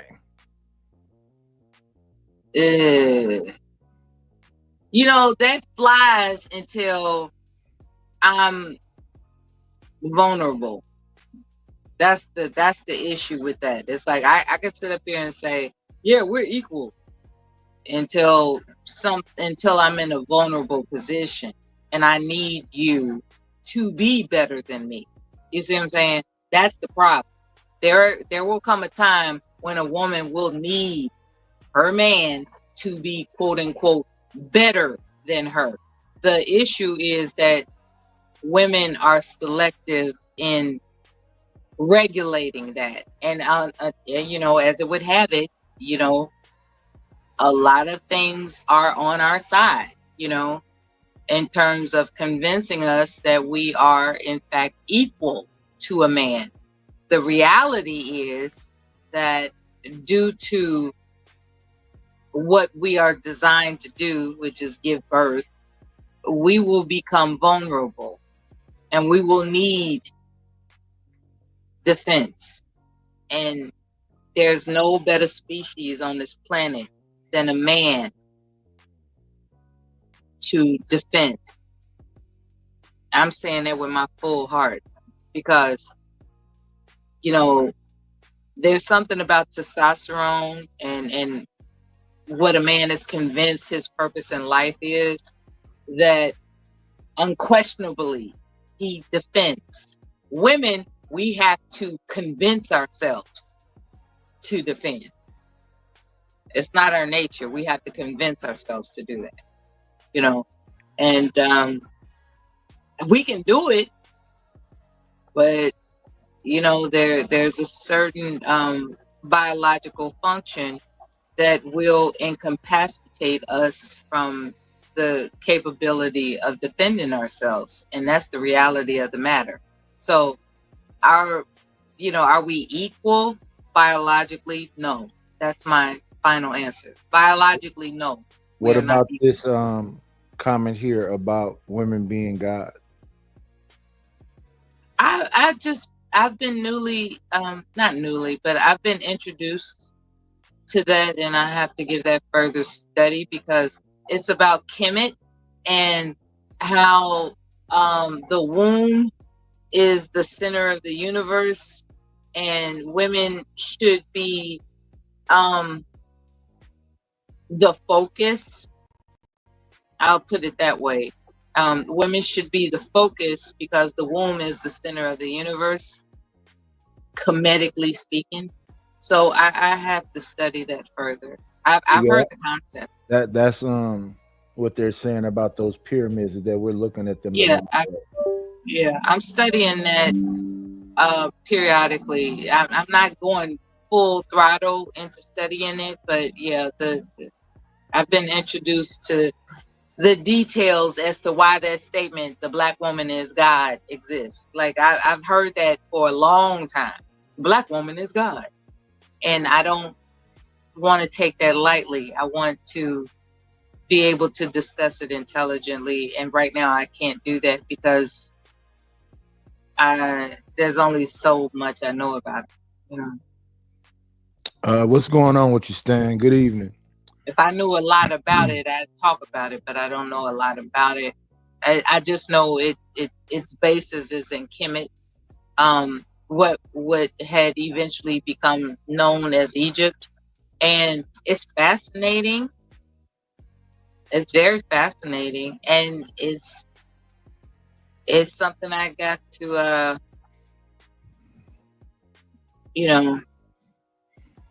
study, as to whether or not I approve of the concept. Because unless you are actually living back there, like, it's pretty much a concept. So I got to study what these, what's to be perceived in my mind about whether or not it's true. It airs on my side, so arrogant. Somebody that's arrogant is like, hell yeah. But I'm not arrogant in that fashion.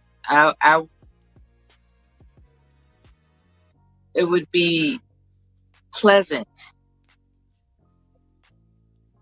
for my integrity to be absolutely sure and convinced it makes sense to me. So right now, without knowing much about it, I can't really say.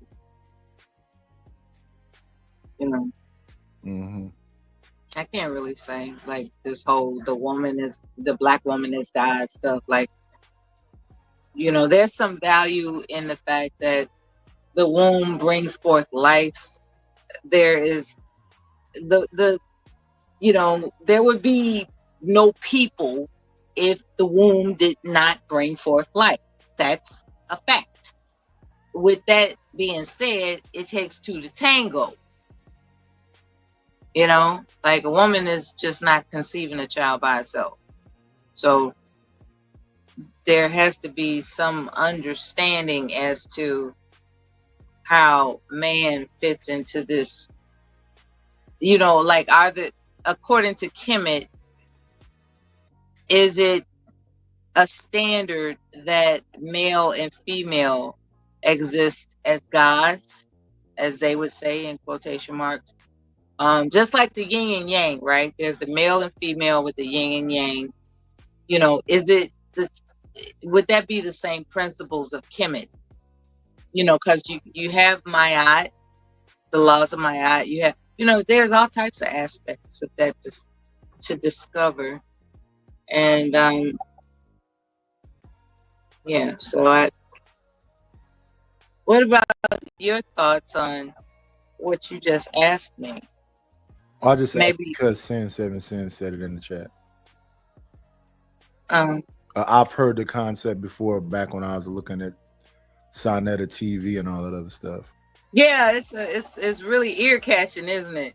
The black woman is God. Like, that's ear catching. And it's like, oh, really?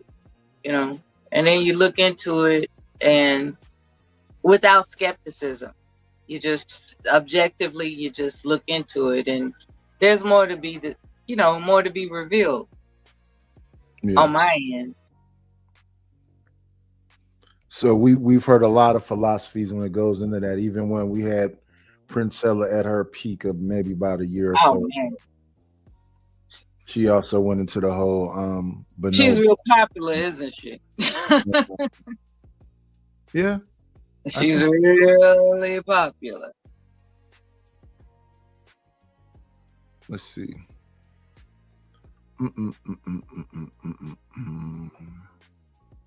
Enough. How Long Nate is following suit on filling out the donos. Keep doing them, because now you had an hour and now you're down to 17 minutes to start completing those goals. You got 2 in, you got 8 more to go. He says, 1, the modern definition of monogamy is a Christian adaptation. 2, Christian ethics adheres to the New Testament. Polygamy was in the old Judean law. Where is polygamy prohibited? When Christ says, if you look at another woman lustfully, you're committing adultery. Who's not your wife? Yeah. Yeah. So again, where does the New Testament prohibit polygamy? Well, right again, there, it's talking about the fact that you can't have it, and this is the problem: is that there was. It doesn't. It doesn't say anything about it. That's how many But it wives doesn't did the also- apostles it also- have? It also doesn't say. that was it. many Have women wives? were either powder dusty. It doesn't say that either. No, let's good Christians don't lust over other people. You are Yeah, wrong. when you're You are when you're wrong. Orthodox, You are we wrong. have a thing called the church. Yeah, you are Are wrong. you They don't saying lust that the over feelings other I have is people. They don't wrong, lie, Fatty? They don't cheat. They don't Culture, steal. not biblical history, or I guess whatever. Right. It's not the New Testament, and it's not the Old Testament. Right. Polygamy was allowed. So And I can tell you this as someone who believes in it. It was allowed in both New Right. and Old. right. So this It wasn't- current it wasn't- adaptation that it wasn't Christians say it's not condemned. allowed, that's cultural. Does that work for gay marriage too? It wasn't allowed for leadership in the New Testament, and that's it. Of the That's all it church? is. Why? Of the church? Why? So you guys are Okay, telling. that's church history. Now it's not allowed at all for a lot of churches' leadership. Right. But what we're dealing with is a cultural phenomenon, Yes. not So- a biblical one. So Flo, and you know what's funny? Religion been around for at least their religion for 2,000 years, and we treating women better than ever. Their Bible is still the same. So it was not Bible that changed how we treat women. And you're pissed off about it. In which country? In which country? Let me finish my point, please. No, you've been No, making no, it no, point no, for you're gonna- hours. You're gonna use It's time for it's some in the pushback. You guys are right. How dare? It's time for some fatty pushback, How bro. dare me not being Andrew Wilson and y'all shut the fuck up. Andrew Wilson. When I'm losing, I gotta reference Andrew Wilson. How dare me? How dare me? I make his head explode too. Trust You're me. fat Drew Five. 8. Shut up. Crash out or cash out says adultery in the Bible is looking at another man's wife, not another woman, period. And you had to learn that from an agnostic. Shame on you. Ooh. But I will Bullshit. say this to Eli that the nuclear family wasn't created by Christianity. It wasn't a Christian concept. It was actually a Darwinian concept. Look at the history. And I put a link backstage where Tacitus writes about Germanic families before Jesus. It's pretty conservative. Well, again, I think we're going with the modern concept, and I think it's Oh, pretty so- clear that the modern concept. And that's it. Y'all just say one thing and then contradict yourself right after it. You said that the Bible was where the whole idea and concept came from.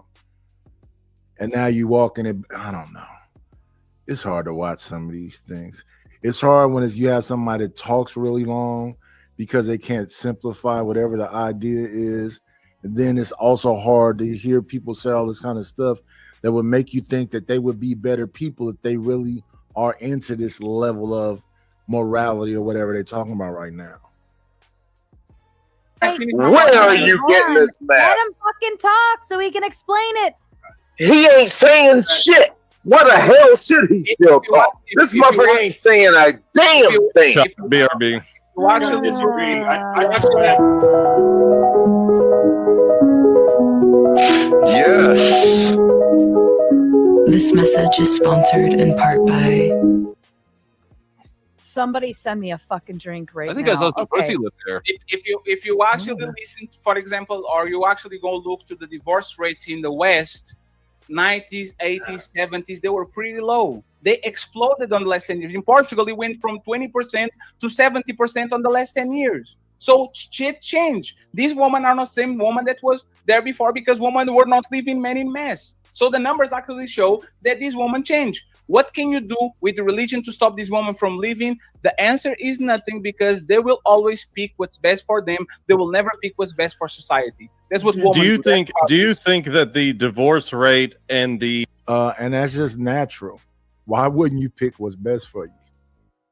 Especially if men are supporting whatever that is. All these concepts of traditionalism came from dudes.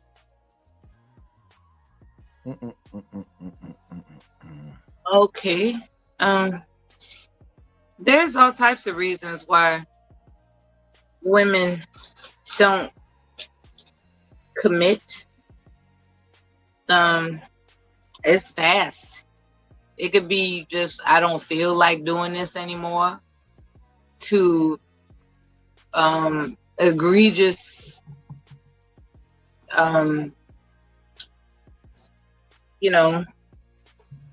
things that they can no longer tolerate. So, it just because they're, you know that term what they call it when people get divorced, irreconcilable differences. Mm-hmm.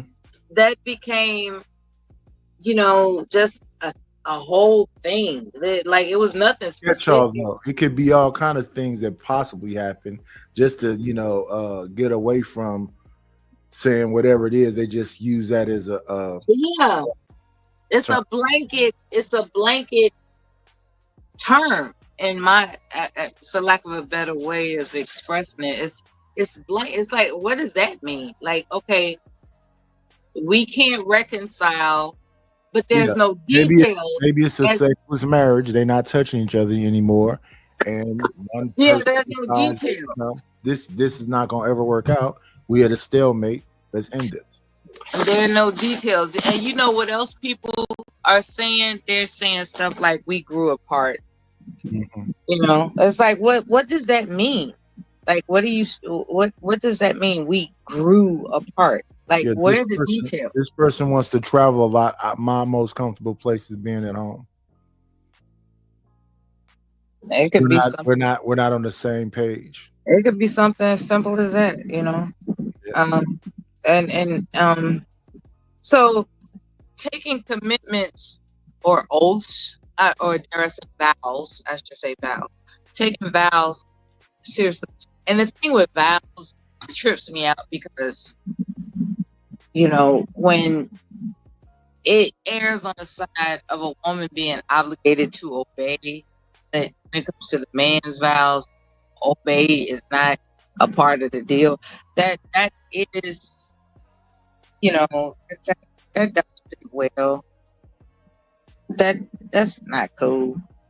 It's like, so let me get this. It's just the words, though, right? Oh no! It's a vow. That's the thing. Yeah. It is a vow, but those are the words, right? I don't think that to obey. That's always on the woman's part. People can write their own vows. Yeah, people. Fortunately, things have changed, but initially, that was the thing. Initially, for people that didn't write their own vows, that was the standard.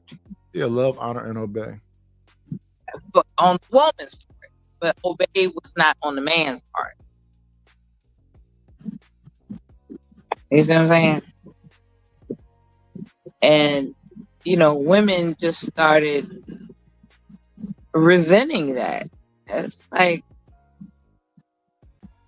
what's up with the one-sided subjugation shit? Excuse my language. What's up with one-sided subjugation? What's up with that? It just became a thing. So yeah, you're right. Eventually, people started writing their own vows. Eventually, because that's not cool. It's like, I'm taking a vow to obey you. You're not taking a vow to obey me. What's up with that?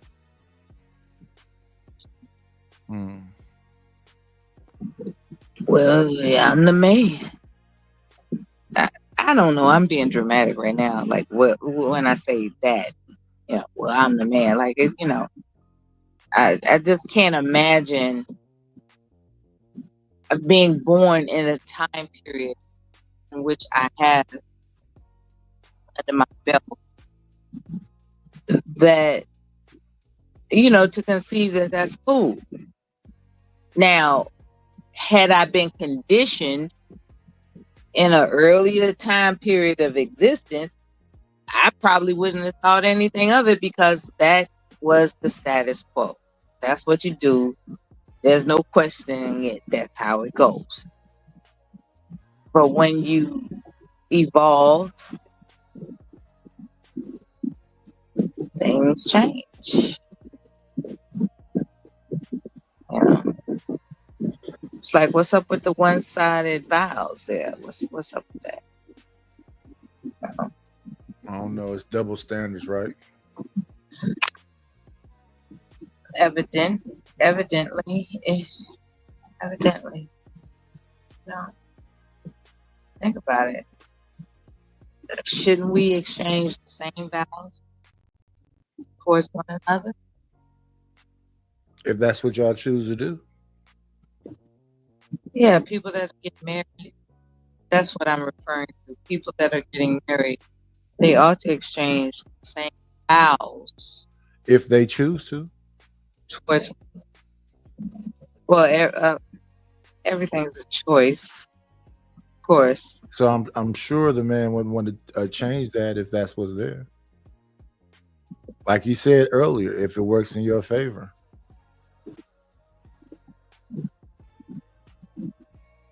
Yeah, legislation has afforded women more liberty than ever, and that And is. they seem the least happiest now. I wouldn't say so. I wouldn't say You so. think women are more happy now than they ever been? Compared to who? Men? Compared to the past. The past doesn't matter. The past So doesn't matter. are you in general, do you think women are happier without family and children? I don't know. I don't know. I know had it not been for marriage and my offspring, right? I think I'm gonna sleep tonight. If it hadn't been for, marriage and being a mother, I would have been so reckless, right? You'd have been out of control. No, and I tell you why. Because I'm a war veteran, right? And I was convinced that this world ain't shit. And what's the point in obeying the societal norms? What's the point when I'm convinced this world ain't shit? Literally, I was convinced of that, and it just so happened that someone came along that convinced me of something different. Nidus, can you hear me? Yes, I can hear you. I hear an echo or something. My son, I gotta come back. I apologize. Let's see.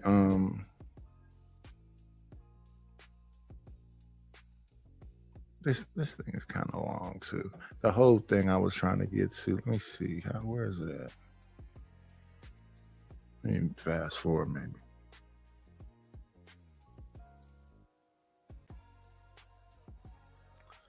Yeah, I don't care no more. I think we had a decent discussion up here. I thank Mela for coming through, but I think I'm gonna bounce somewhere else. Thank you, Mela, for coming by. I'm gonna. Oh, wait a minute. Let me thank Stan before I go.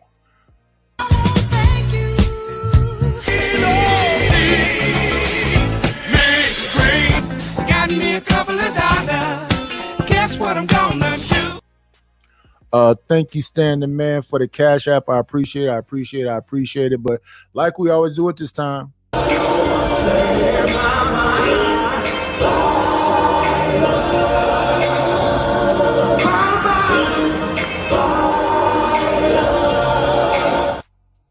And also, before I even do that, I want to hit this commercial.